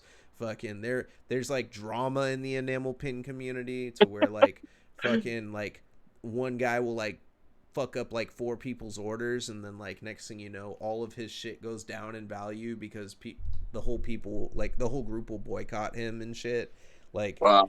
there's so much shit in the enamel pin community, and that would be hard as fuck to, if you put out I guarantee if you put out an enamel pin, that shit would get snatched up dumbass quick. Even in death metal, when Black Dahlia did an enamel pin, people didn't realize it. That shit sold out on Pull the Plug like the second it dropped. Damn, dude. Yeah, also Night Shift did they did like a nocturnal enamel pin, and that Uh-huh. shit sold so quick. So that might be your next game, man. Your next merchandising. You might end up just being able to retire off of fucking enamel pin drops, bro. I know, right? Like that could be your gold mine right there. Hey, you know what? I've had that is a great idea. I've had a lot of people pitch so many ideas at this point. Like one of them was like body pillows. Oh yeah, dude. Oh yeah, dude. Come on. What the fuck? It's gotta happen, dude. Yeah, and then Dude. it's like one of the body pillows was gonna be like just the chainsaw when you flip it Yes. over. Like Dude, I that's know, dude. brilliant. That's such a good idea, dude. I know. Lipoma. All right, if Lipoma has fucking mouse pads with a lipoma on it, I have mouse pads too. yeah. So you have mouse pads too. Do you I do you got I guys got I got chocolates also. do you and Max get your mouse pads from the same place? No, I mean I don't know. I It's possible. was gonna say that'd be funny. Oh yeah, I'm the one who hooked him up with that shit. Yeah, man. Small world. Small community, man. Where have you been? The lipoma mouse pad had me dying, dude. I'm like, as I'm doing my work, I'm just gonna look down at this lipoma all day. Like, Move your mouse right on top of it. yeah. That's Ew. nice. Ew. That's fucking great. Yeah. Yeah, man. I'll probably be getting off here in a minute. I got to get ready for I got to get some sleep for the show tomorrow. I think it's gonna be pretty fun. Hell yeah, man. Yeah, I'll for sure be in touch with you, man. Fucking super stoked to sit down with you, have this conversation. Um, you know, Yeah, uh, good times. 100%. Everybody in this motherfucker that is watching, listen to Yandere Chainsaw Regurgitation Factory. I'm reading. I just read your fucking the and I was like, wait a minute. Yeah, no, dude. Everybody listen to Yandere Chainsaw Regurgitation Factory. Fucking Gored to Death, out now on all streaming platforms. Well, out now on Bandcamp. In the next couple days, will be on all streaming platforms. Yes. All the socials, follow the links, will be underneath in the description. Merchandise can be purchased at farfromhollywood.ca. Yeah, .ca. .ca, okay. And then merchandise available there. Buy some merchandise, show some love to the homie. Fucking dude, I'm so stoked on this, man. Glad I got to talk to you about this shit today. Super excited to see what comes next. And Yeah, it was fun, man. I got the Pandora's box, so whatever's gonna be coming out next, it's gonna be you won't even expect it. hell yeah, dude. Fucking lipoma mouse pads, and Wait, no, what were we talking about? We were talking about all sorts of crazy shit. Lipoma mouse pads and chainsaw chan body pillows. Yes, and what if you did a split with lipoma, and then one side is chainsaw chan and the other side is a lipoma? Dude, I have been talking to him about that. I want to do a split with him so bad. Oh, you have to. That would be fucking great too. It would be so. I don't know how you would do it, but that's the cool thing about it. What is it? Two side? It would have to be two sides, right? Yeah, yeah, That would be yeah. a really cool split because it's so contradictory, like your aesthetics. Like, but the music makes sense to do it with him. So it's like that's fucking killer. Yeah. That's a great. Whoa, that's a crazy mix. Oh my god. You heard it here first, everybody. If that Oh shit comes yeah. to fruition, I'm gonna be tagging this. So yeah, man, have a good night. And thank you for coming on Death Matches and Death Metal, brought to you by Night Shift Merchandise and Deathmatch Worldwide. All right. See ya.